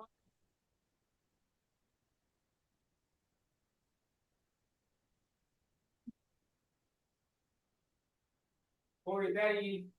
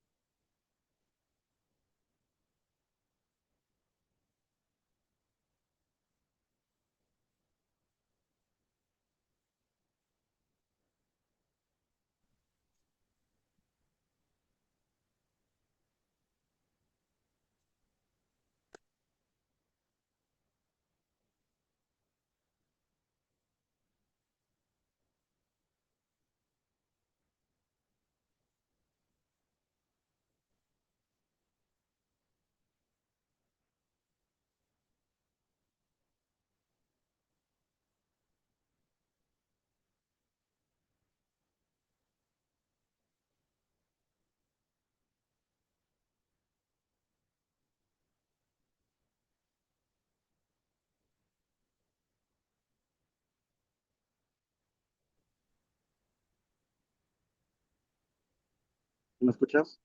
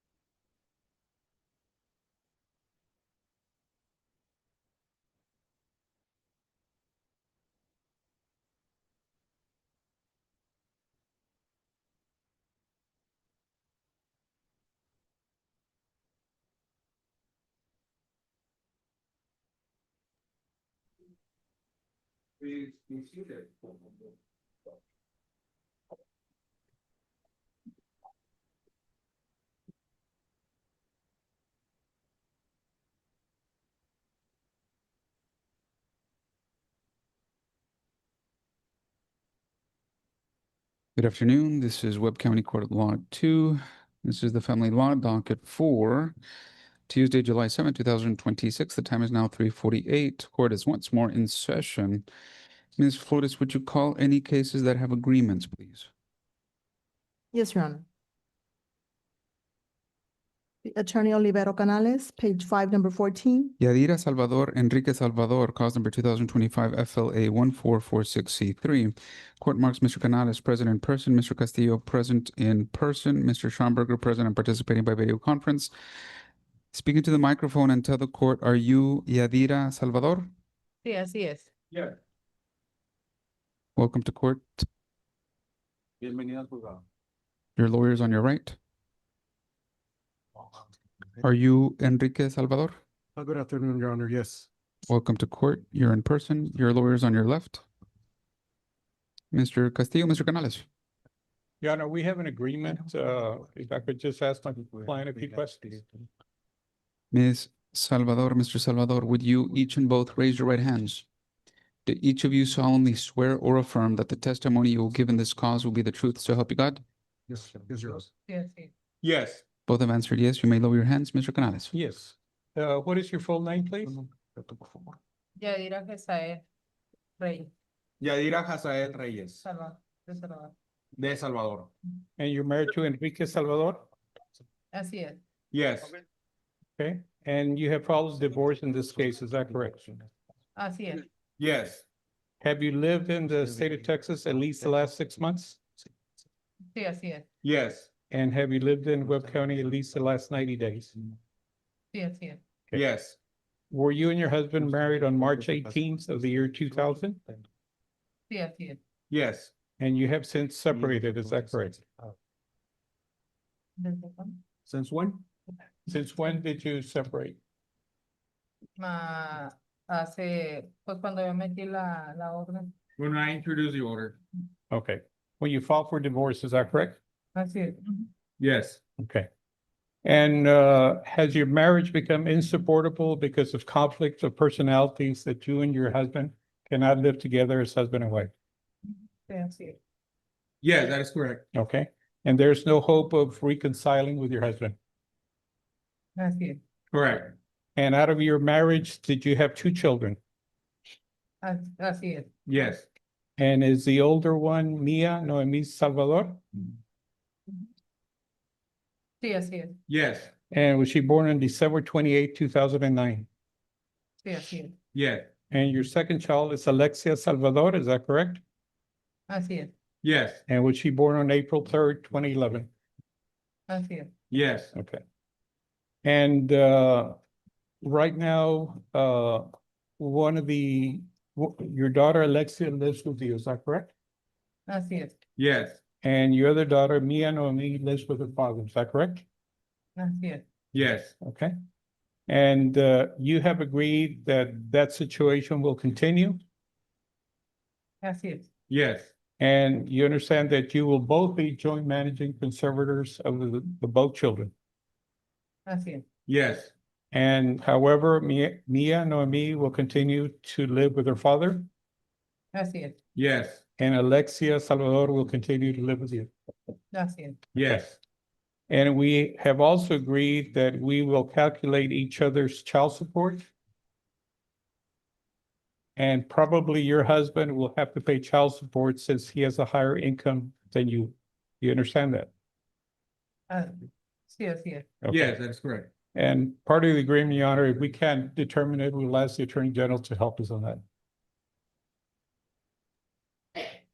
We can do that, Your Honor. I was gonna suggest, I can schedule a Zoom meeting with the attorneys and meet with them, and they can email me the wage information, and if we come back in a few weeks, I can make I don't know, give advice to the court, I don't know, make a request to the court based on that calculation, however you want to phrase it. Sure, we'll come back for entry of judgment.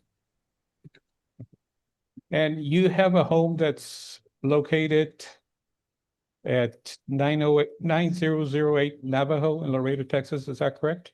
Así es. Yes. Okay. And you have an agreement that your husband, Mr. Salvador, will buy out your interest in the home, is that correct? Así es. Yes. And the amount that he's gonna pay you is $30,000, is that correct? Así es. Yes. And the agreement is that he will pay you $1,000 per month for 30 months. Así es. Yes. Those are all the questions I have for Ms. Salvador. Cross-examination, Mr. Castillo? Judge, I have no questions at the cross-examination, Judge. There is one thing I would like to clarify, Judge. The child, Alexa, I believe, is a special needs child. She may be in school past the age of 18, and the parties do agree or stipulate that as long as she is still enrolled in school, she up until the age of 21, where they prepare her for independent living, the child support will still be an obligation and accruing, Judge. Just want to clear that up for the record. This is part of the agreement, Mr. Canales? That is correct, yeah. Mr. Castillo, any questions for Mr. Salvador? Yes, Your Honor, if I may. Go ahead. Mr. Salvador, you heard the agreement. Is everything true and correct? Yes, Is that how you understand it? that is correct. And that is your agreement? Yes, sir. You want the court to approve the agreement? Yes, please. Do you believe that this is in the best interest, first of all, of your children? Yes, sir. And do you believe this is a fair and equitable division of the marital property? Yes. That's all I have for you. Your Honor, just one more question for my client, Your Honor. I don't have any cross for Mr. Salvador. Yes, sir. Go ahead. Yes, Ms. Salvador, did you want to change your name back to your maiden name? Sí. Okay. Yes. And what would that name be? Es Reyes, el apellido Reyes. The last name is Reyes.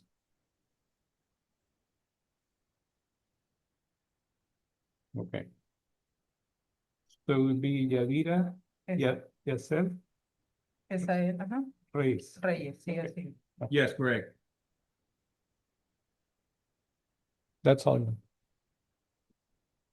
Yes, let me begin with you, Ms. Salvador. Your agreement that one child live with you and one child live with Mr. Salvador, that is currently the case? Sí. Yes, that is the case. How long has one child lived with you and another child lived with Mr. Salvador?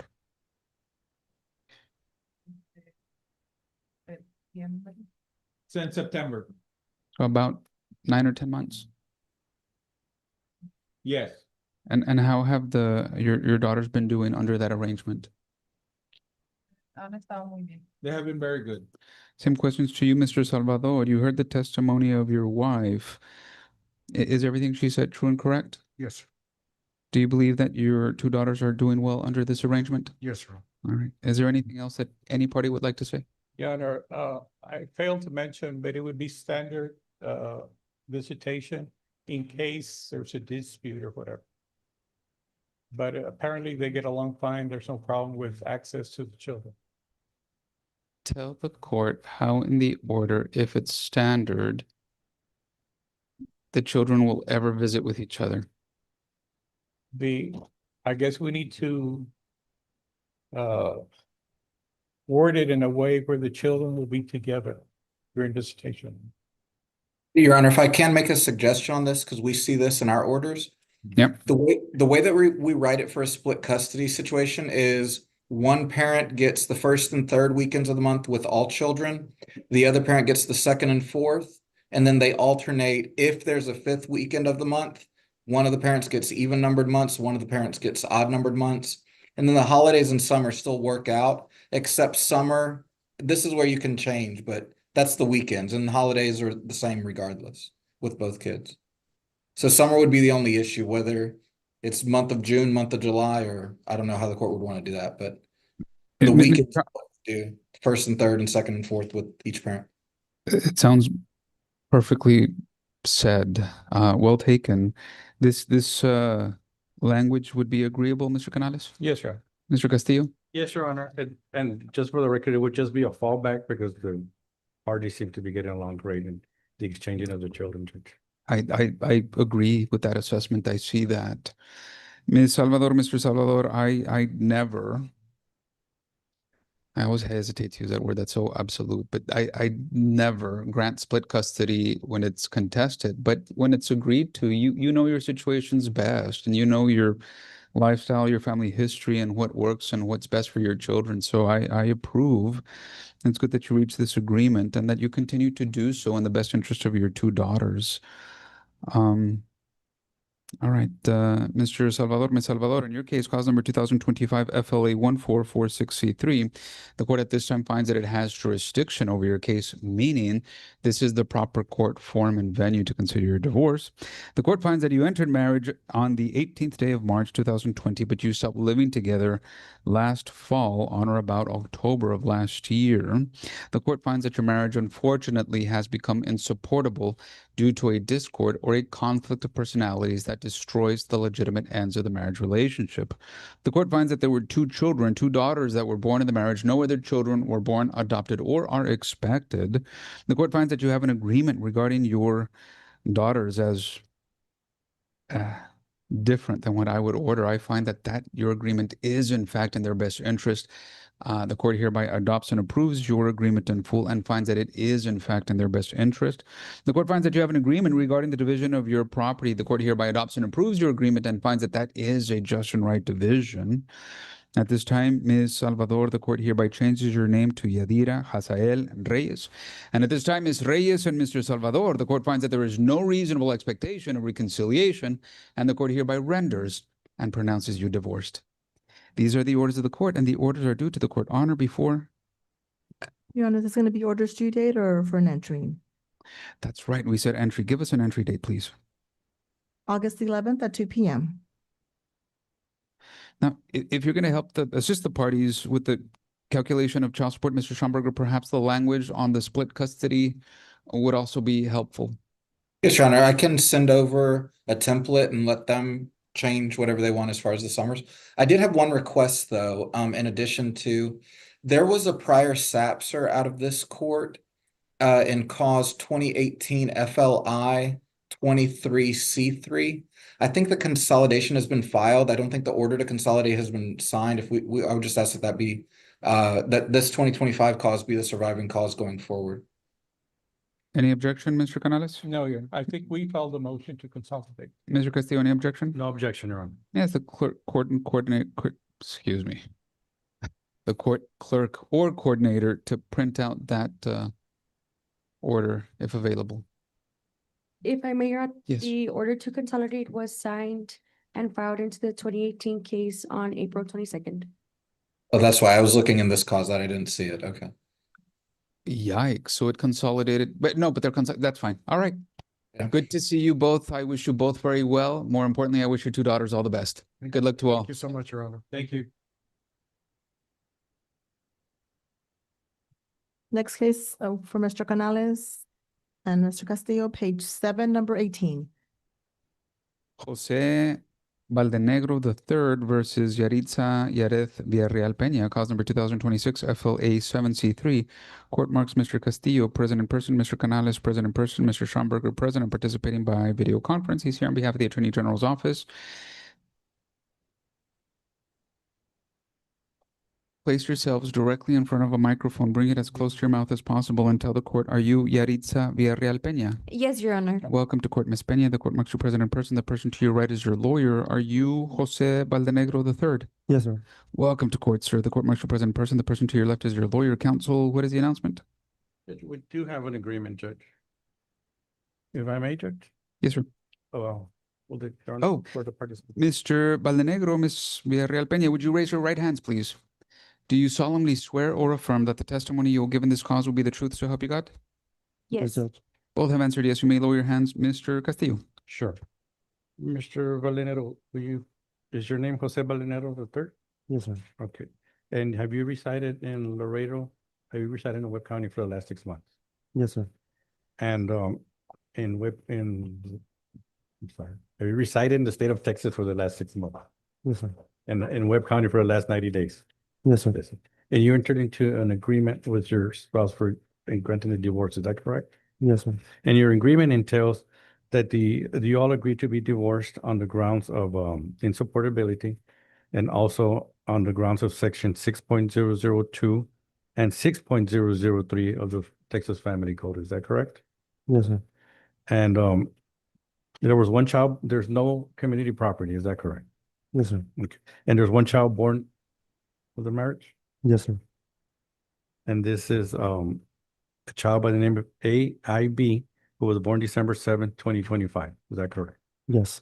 And she is currently under the age of 3. Is that correct?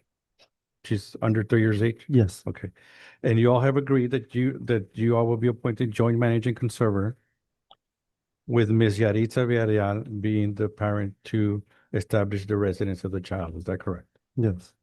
And you've also agreed as to visitation modified for a child under the age of 3, being the first, third, and fifth Saturday and Sunday of each month, 4 hours each day. Is that Yeah. correct? Yes. And after the age of 3, it will go into the extended standard visitation. Is that correct? Yes. And you've also agreed that the child support is calculated at $711 per month. Yes. Okay. And the parties have also agreed to a geographical restriction of the child to reside here in Webb County. Is that correct? Yes. And you've also agreed that you will cooperate in obtaining, in helping obtain your child a passport in reference to being able for the child to be able to go visit with extended family in Nuevo Laredo. Is that correct? Yes. Okay. That's all I have on this too. Oh, can I ask about that then? Yes, please. Do you believe this is in the best interest of your child? Yes. Okay. That's all I have. Cross-examination, Mr. Canales. Just a couple of questions, Your Honor. Go ahead. Yes, Mr. Valdenegro, you understand that you have the right to ask for a passport for your daughter, is that correct?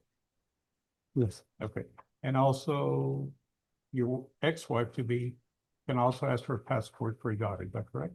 Yes. Each of you will have the exclusive, I guess, codependent right to ask for a passport. Do you understand that? Yes. Okay. And those are all the questions I had. Any questions for Mr. Valdenegro, Mr. Schomburger? Well, more to clarify the agreement, I didn't hear terms for insurance, and when the effective start date would be. So I don't know which party has insurance available.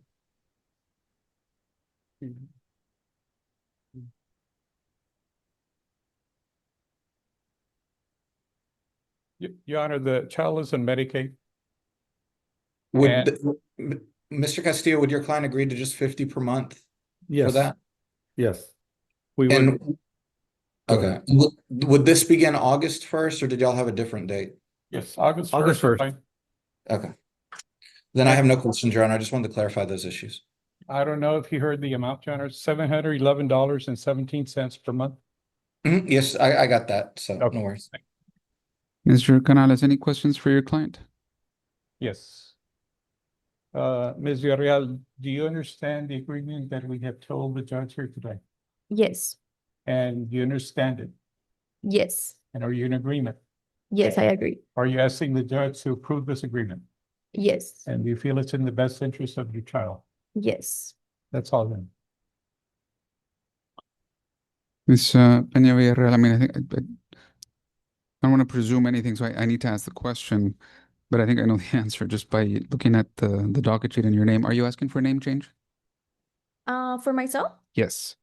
No, I never changed my name. I always have to ask. Okay. I presume that that's the answer, but all right, Mr. Valdenegro, Ms. Villarreal Peña, in your case, cause number 2026 FLA 7C3, the court at this time finds that it has. No, I do have one question. Mr. Castillo, I think the court heard under section 0.002 and 0.003, and I've read those. The court heard that it would grant those grounds ostensibly. Well, let me not presume. Who is the court finding at fault? My client. All right. Is that the agreement, Mr. Canales? Yes, Your Honor. All right. Mr. Valdenegro, Ms. Villarreal Peña, in cause number 2026 FLA 7C3, the court at this time finds that it has jurisdiction over this case, meaning this is the proper court form and venue to consider your divorce.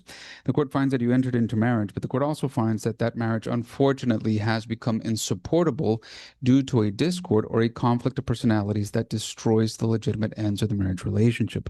The court finds that there was one child born in the marriage under the age of 3 now, but no other children were born, adopted, or are expected. The court finds that you have an agreement regarding that child. The court hereby adopts and approves your agreement in full and finds that it is in your child's best interest. The court finds that there is no community property to divide. The court finds that this divorce should be granted on the grounds found in Texas Family Codes 6.002 and 6.003 at fault. The court finds Mr. Valdenegro at fault. And at this time, Mr. Valdenegro and Ms. Villarreal Peña, the court finds that there is no reasonable expectation of reconciliation, and the court hereby renders and pronounces you divorced. These are the orders of the court, and the orders are due to the court honor before July 27th at noon by submission. Do you have any questions for the court, Mr. Valdenegro? No, sir. Do you have any questions for the court, Ms. Villarreal Peña? No. I wish you both very well. More importantly, I wish your daughter all the best. Have a good day. Thank you, Your Honor. May I be excused? Mr. Castillo, Mr. Canales, always good to see you both. Have a great day. Thank you, Judge. Your Honor, may I be excused as well? That was the last case I had. Always good to see you as well, Mr. Schomburger. Have a great one. Thank you, Your Honor. You too. Next case, Attorney Julia Rubio, page 8, number 23. Is that an agreement? Yeah. She's gonna make an announcement. on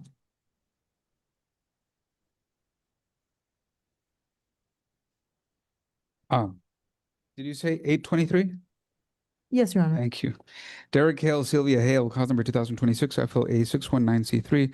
Court marks Mr. Vela present in person, Ms. Rubio present in person, Mr. Hale present in person. Are you Sylvia Hale? Yes, Your Honor.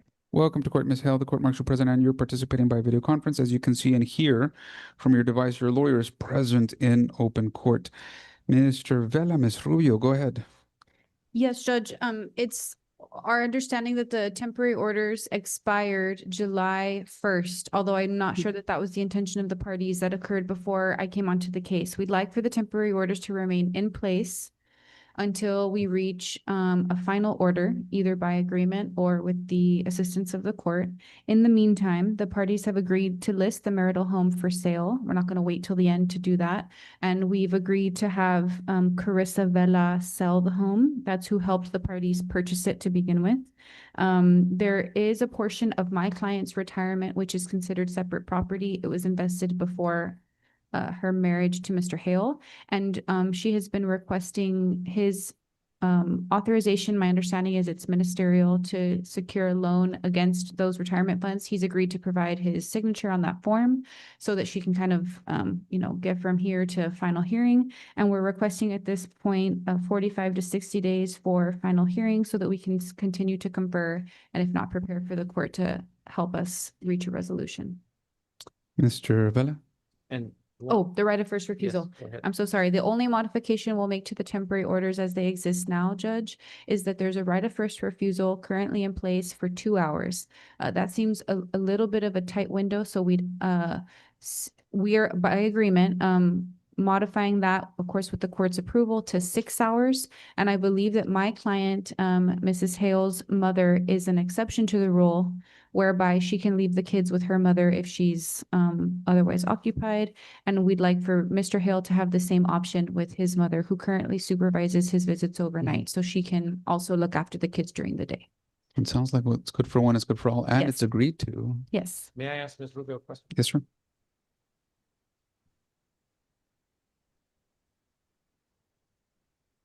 Oh. Yeah, so, my client, Mrs. Hale the parties have been, I'm gonna interrupt myself, exercising possession of the children in the marital home. So one of them leaves the home, the other comes into the home.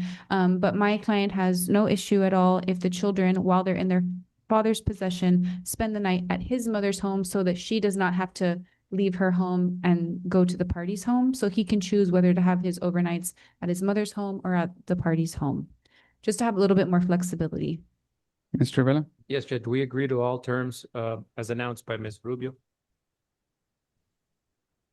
Well taken on all fronts. I recall the specific facts of this case, and the court was and granted the relief in the way it did, in the manner it did, because of the children, not so much the parties for their convenience and their benefit and their stability. But if it's agreed to, the court finds that it is in their best interest. These parents know their children best and their parents, their mothers, better than anyone else. So well taken.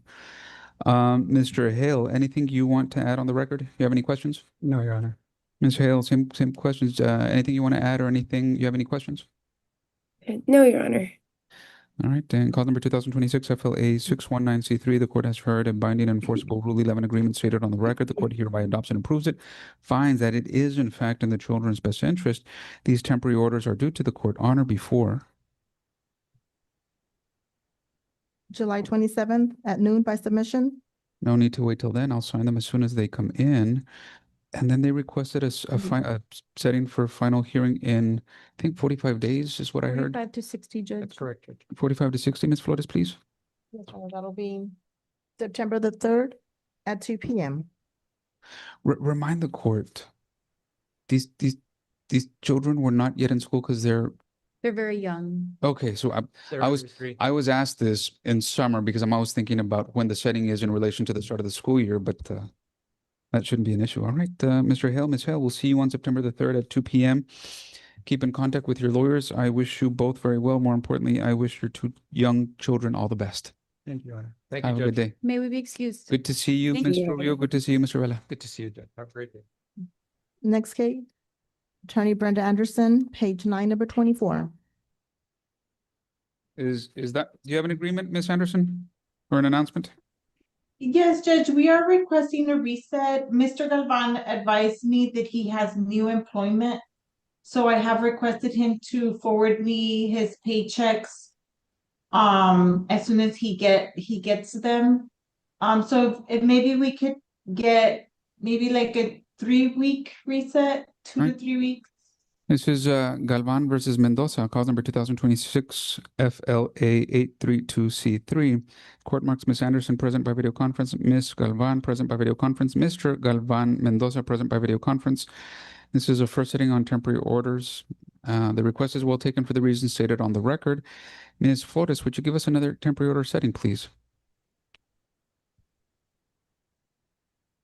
July the 30th at 2 p.m. Any objections? No, Your Honor, that works.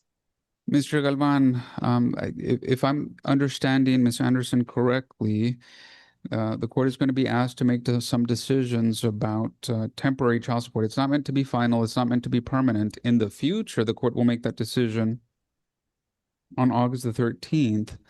But in order for the court to make the best possible decision about what child support should be, Ms. Anderson is going to need to review your financial information.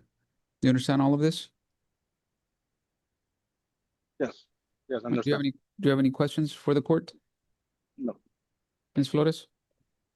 If Mr. Mendoza can please provide us with an email address. Mr. Mendoza, what is your email address? Can you hear me? Yes, what is your email address? Yes. Ociel with S, Ociel Galvan Mendoza at gmail.com. One more time in case we missed it. Ociel Galvan Mendoza @gmail.com. Did you get that, Ms. Flores? Yes, Your Honor. Ms. Anderson? Yes, and I believe that Ociel and his email is with an S. Is that correct, Mr. Galvan? Yes, correct, with S, no C. All right. Judge, I will be serving Mr. Galvan with some discovery requests, so I don't anticipate possibly being ready by August. What was it, 14th? So if maybe we could convert that one to a pretrial, final pretrial, in the event I need to compel discovery. I think it's a perfect request, Mr. Galvan. What Ms. Anderson is asking, not to move it further, but just to change your trial date to a final pretrial in case more information is needed to the court. That way she doesn't have to make that request in the future. So a conversion from a trial on the merits to a final pretrial hearing on August the 13th. Do you have any objection? No. All right, so ordered. And we'll come back on that date. If you need a final hearing date, I'll give you one then. If not, you can have your final hearing on that date. Ms. Galvan, keep in contact with your lawyer, Mr. Galvan. I look forward to resolving your case on August the 13th. Good luck to all. Thank you, Judge. Have a great day. Thank you. You too, thank you. May we be excused? Yes. Thank you. Last case, today's docket, Your Honors, page 6, number 15, the Attorney Fernando Sanchez. One contested matter on today's docket is Elizabeth Fernandez versus Jose Fernandez, cause number 2025 FLB 1530C3. Court marks counsel Sanchez present in person. Respondent Fernandez present in person. Petitioner Fernandez Perez present in person with his lawyer.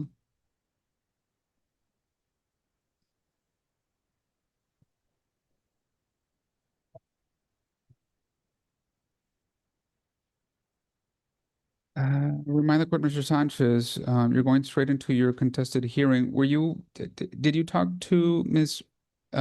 Fernandez during the interim? No, sir. No.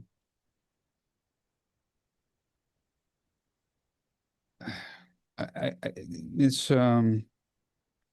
Fernandez, I know you're representing yourself. I just need to make clear what's we're set for today. Today, the court is not going to determine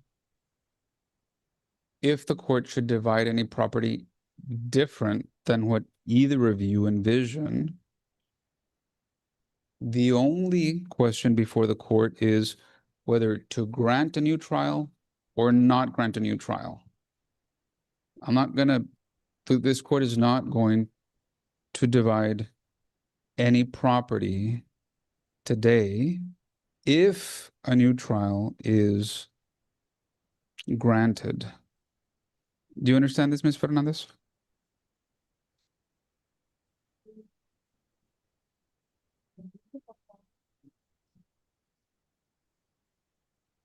Okay. In the last hearing, you asked me if I was in agreement, and I said I was completely in disagreement.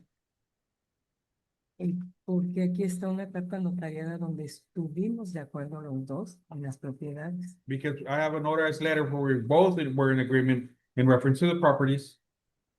Y lo que le quedaba pendiente era una cantidad de dinero que usted me ordenó tomar una cantidad y lo demás era del señor Fernández. Me dijo que trajera el cheque. What was pending was just an amount of money that you told us that I would take some part, I would take some part for Mr. Fernandez, and I would have to bring a check. We're talking about, you're talking about two different issues. The first was the payment, if I remember correctly, of a CD that was ordered or agreed to by the parties, but in any event, ordered by the court. That's the first issue. Mr. Sanchez, any objection to receiving those amounts in open court?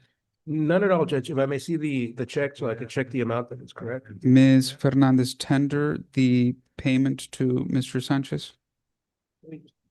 Look at the decree.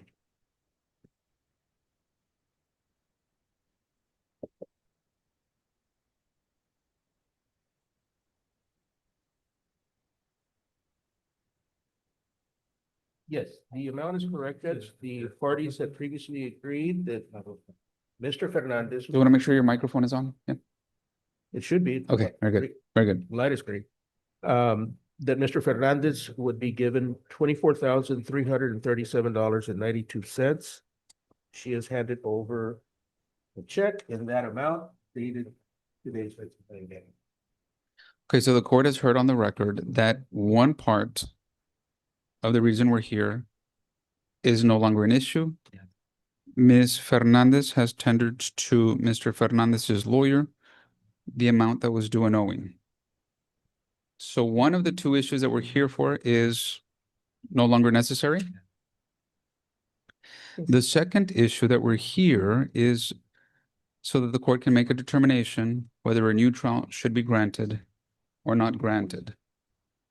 Now, it sounds to the court. Just for purpose of the record, Sure. I am handing the check. Into the microphone.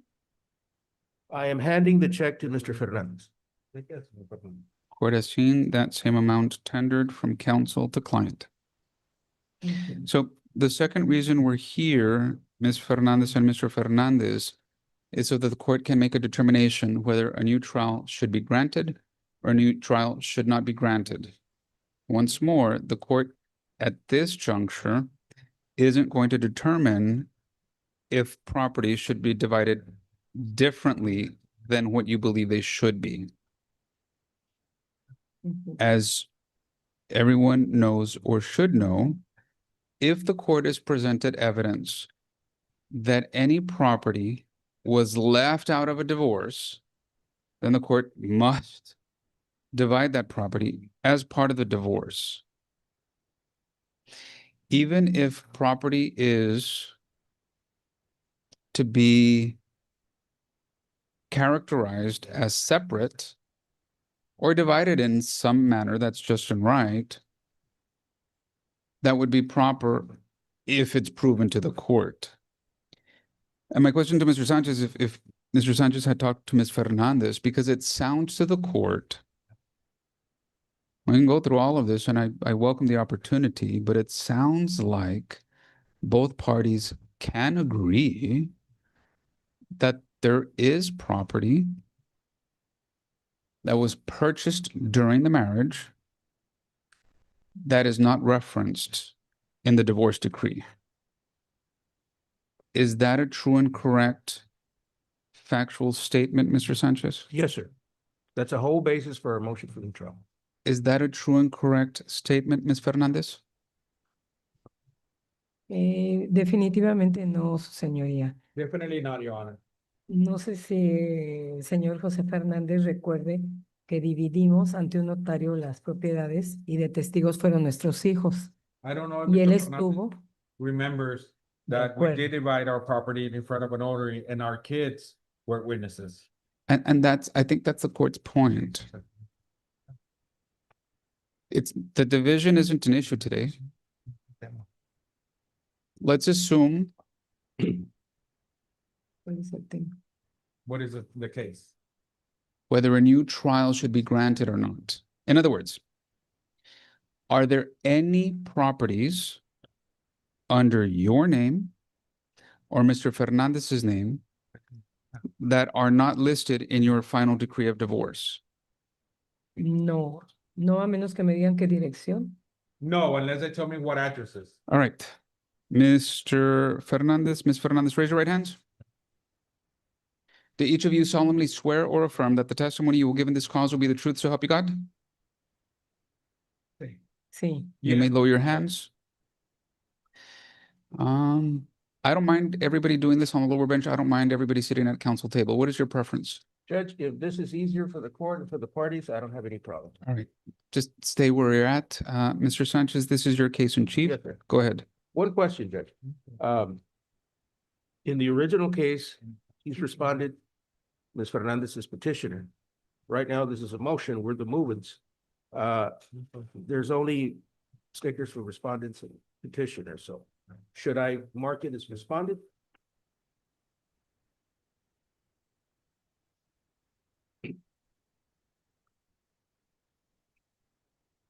For ease of use, just list H and W for husband one, wife one. So H. Okay, so I'll just use any sticker and just, okay. All right. Judge, I would like the court to take judicial notice of the whole file, including the decree that has already been signed and should be in the court's file. Notice so taken. And court will indulge me while I. Would counsel prefer a lapel mic? Yeah.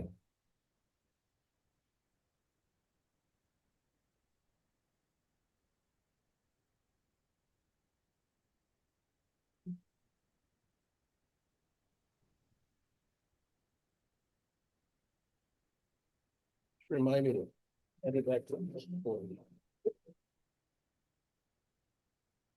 Can you hear me, Ms. Court Reporter? Yes. All right, perfect.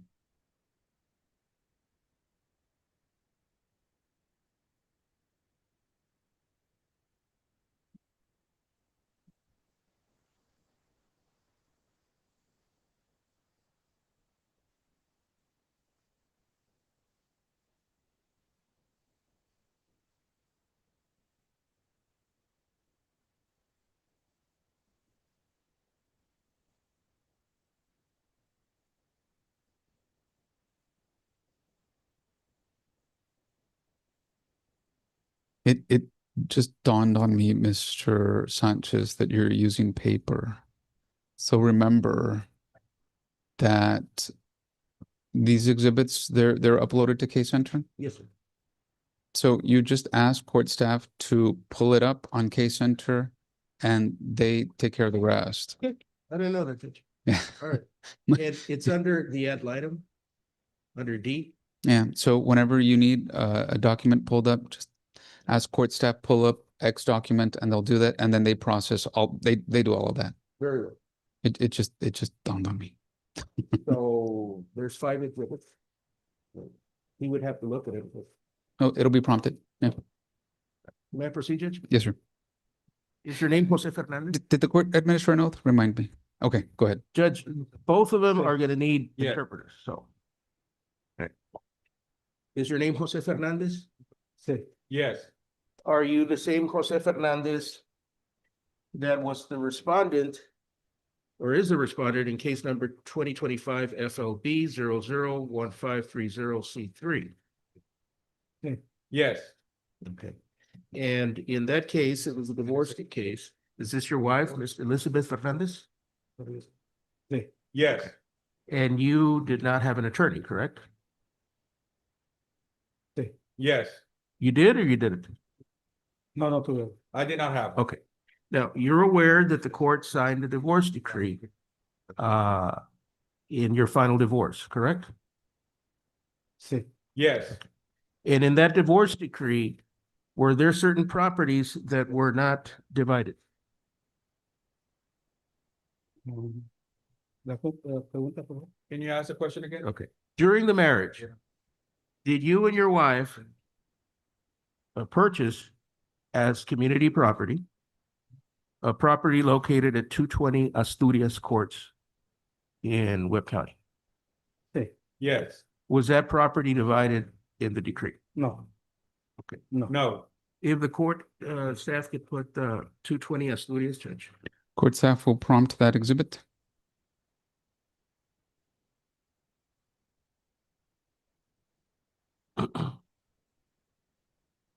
Okay. If you can look at the screen, Mr. Fernandez. Okay, where you say, well, he doesn't read English, Judge. Here's the problem. All right. On the upper right-hand corner, it says owner, Jose Antonio Fernandez, and wife, Elizabeth Adriana. Okay. Do you see Yes. that? Same. Okay. Are you all the owners of that property? Yes. Was that, is that included in your divorce decree? No. No. Okay. Did you all also purchase during the marriage a property located at 120 Asturias Courts? Yes. Can we have that exhibit prompted, Judge? Court staff will prompt. Okay. Again, Mr. Fernandez, is that property, does that list the owners as Jose A. and wife Elizabeth A. Fernandez? Sí. Okay. And was that property divided in the divorce decree? No. No. Okay. Let me direct you to a property located at 122 Asturias Courts. Here, the court can prompt that exhibit. Court staff will prompt. Okay. And did you all acquire that property during the marriage as well? Sí. Yes. And certainly it lists you and your wife as the owners, correct? Can you look at the exhibit? Sí. Yes. Okay. And was that divided in the divorce decree? No. No. Okay. Let me direct your attention to the screen again, and if the court can place the exhibit listed as 4518 Sepulveda Lane in Webb County.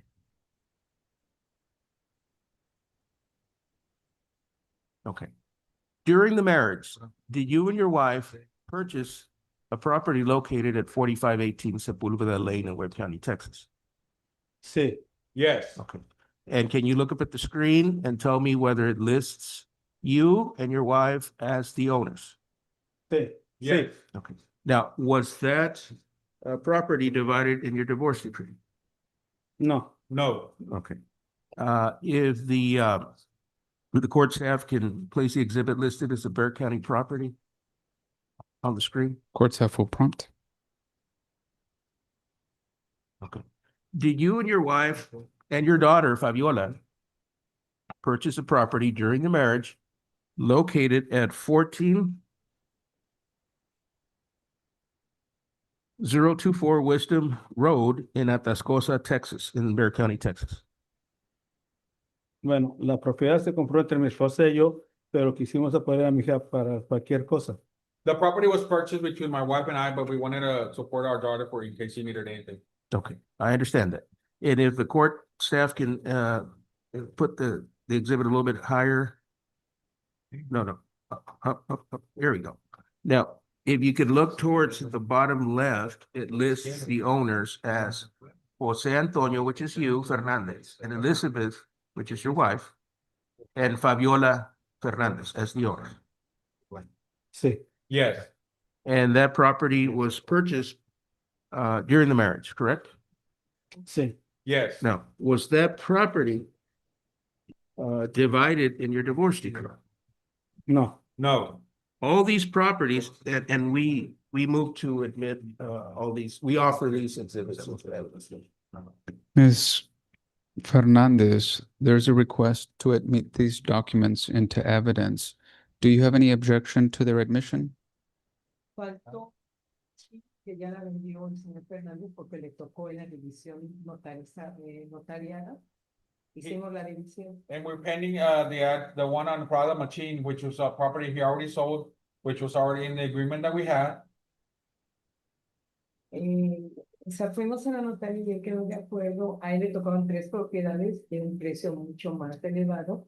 A mí. We went with the notary. He got 3 properties that were of higher cost, higher price than me. Perhaps, Yo dando la cantidad exacta, la de él. With the less fee, the best amount of purchase, with him and I having the same amount. perhaps that's true.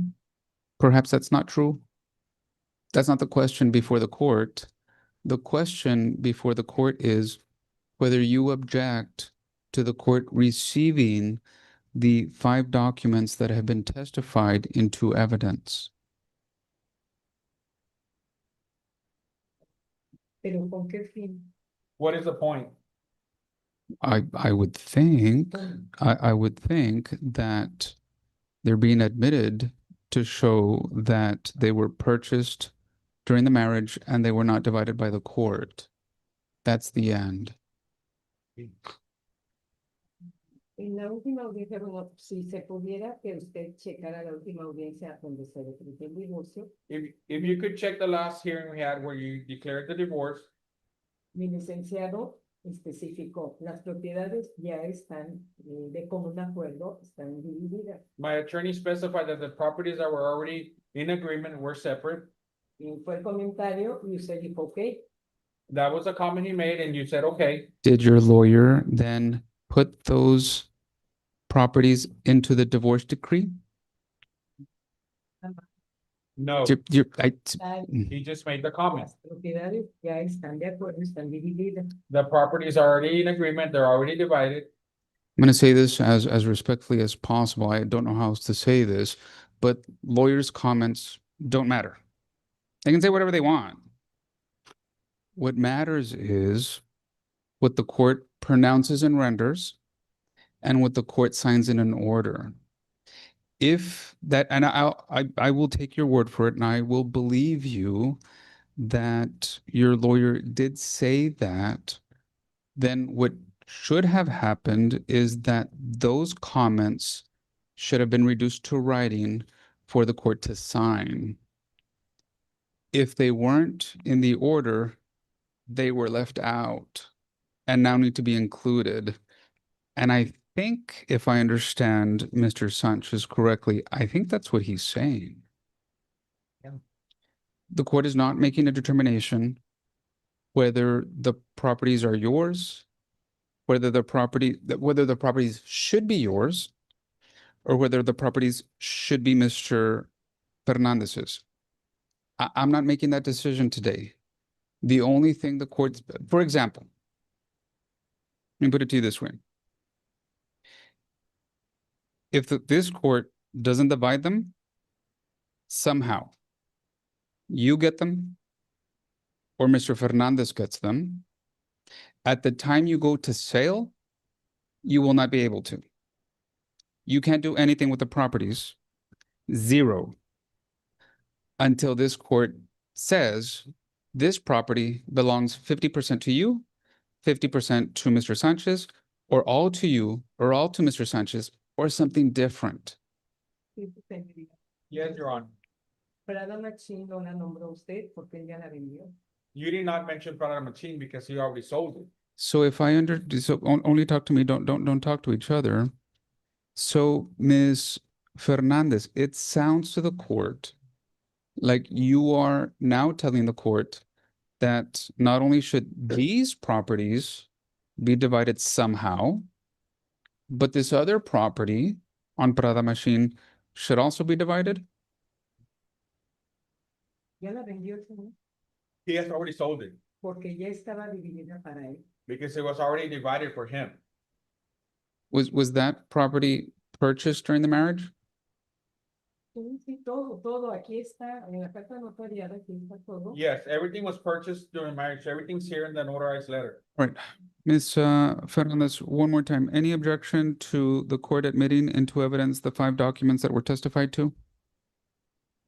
No, No. Those documents are hereby admitted without objection as H1, H2, H3, H4, and H5 chronologically as they were testified to.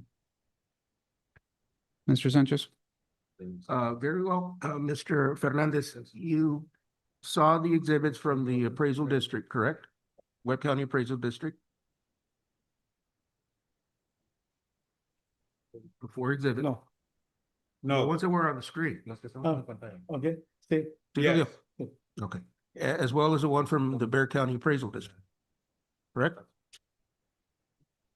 Yes. And all those properties that were included as 5 exhibits, H1, H2, H3, H4, and H5, were all properties that were acquired by you and your wife during the marriage, correct? Sí, And Yes. that as of this date are still in both names, correct? así es. Yes. And that they were not divided and are not mentioned in the divorce decree that was signed by this court previously, correct? Sí, así es. Yes, that is correct. Okay, no further questions. Ms. Fernandez, regarding the testimony that Mr. Fernandez has now given the court, do you have any questions for him on what he has testified to? sí, sí, su señoría. Ask him a question. Como comentario, puedo hacer que mi esposo Yes, that's tuvo it. 8 años de trastorno bipolar. Just as a comment, can I make the comment that my husband has a bipolar disorder for the last 8 years? Ms. Fernandez, yes, sir. Objection. Sustained. Do you have a question for Mr. Fernandez? Sí, que si recuerda que fuimos a notario y se dividió de común acuerdo. Do you remember that we went to the attorneys and we divided the properties in the agreement? No. No lo recuerdo. No. Do you remember? No. Do you have any other questions for Mr. Fernandez? Que si recuerda su nueva pareja. Objection, Judge. That's ¿Recuerda su nueva pareja? Que empieza los 10 días que tiene. It's overruled. It's not on the record. Do you recall your partner, the one that you left with 10 days after you signed the agreement? Sustained. Next question. No le recuerdo. asked and answered. Sustained. Next question. Me mandó decir, me dijo el abogado que me robaste. The attorney said, he sent me a note saying the attorney said that you robbed me. Objection, Judge. Not relevant. Sustained. Your next question. Lo del dinero ya quedó. The money issue's already taken care of.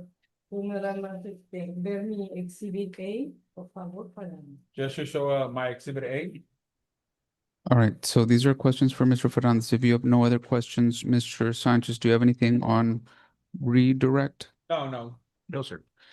Do you have any other witnesses? No, sir. All right. So this is your opportunity, Ms. Fernandez. What would you like to tell the court? Pues nada más que se me hace injusto que el señor no recuerde que fuimos a firmar Just that I don't think it's fair that the gentleman does not remember that we went and signed ante notario in front of a notary con testigos sus hijos. with our children as witnesses. Okay. Is there, Sí, o sea, si usted quiere checar las propiedades, sí.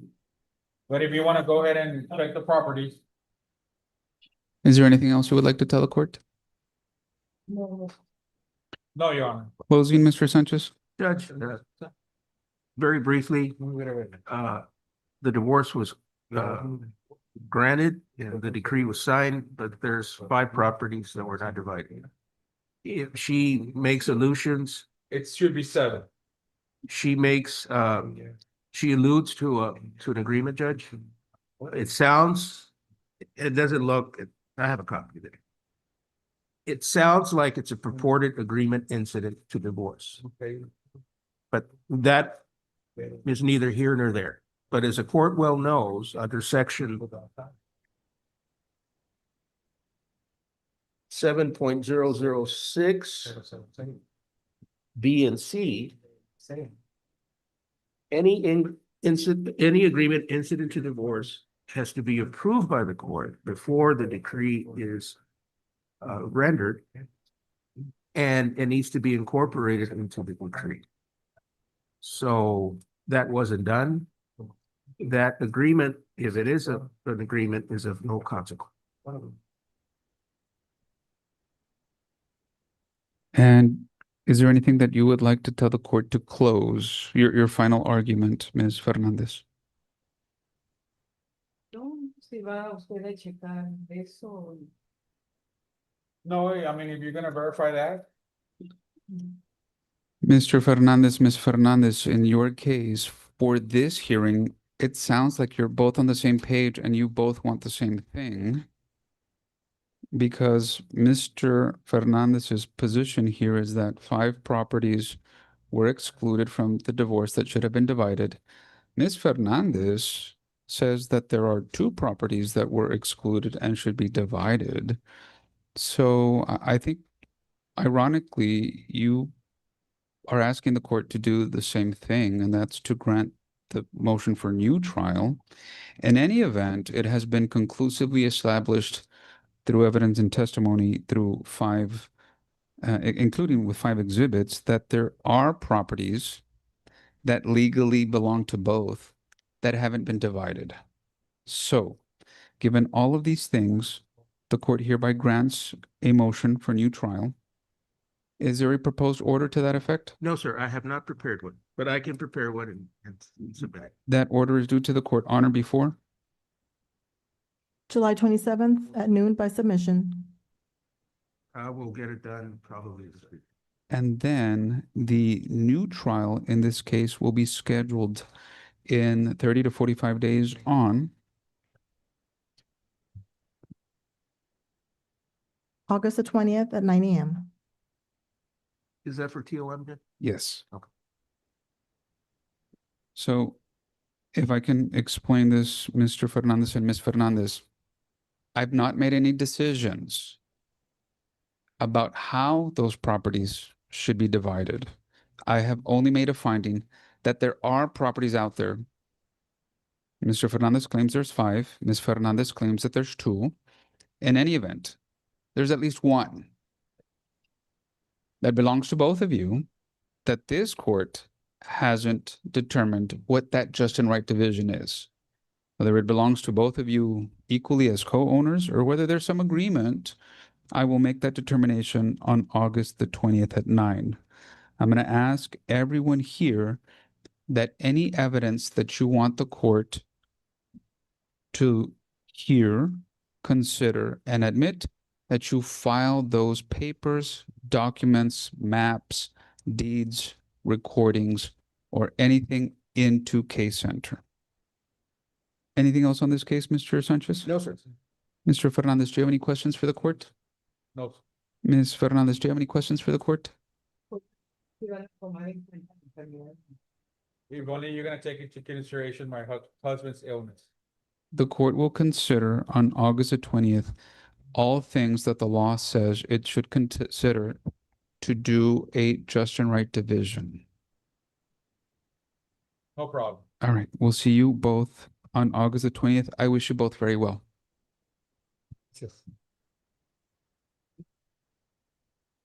Are there any other cases for Mr. Sanchez? That is all, Your Honor. Have a good day, counsel. Nice to see you. Good to see you. Ms. Flores, does the court have Ms. Fernandez's email address? Yes, Your Honor, we do. All right. Ms. Flores, have all cases been called on today's docket? Yes, Your Honor, all cases have been called. This now concludes this docket held in person and by video conference for Tuesday, July 7, 2026. The court continues to embrace the latest technology to provide safe and uninterrupted access to justice without delay. Today's docket was made possible by the appearance of counsel and parties and by the assistance, diligence, and preparation of the Webb County Court at Law 2 staff and the employees of Webb County that provide judicial support to the court. The county employees still present include the clerk's office, the sheriff's office, and our court staff. I wish everyone well. Have a good day.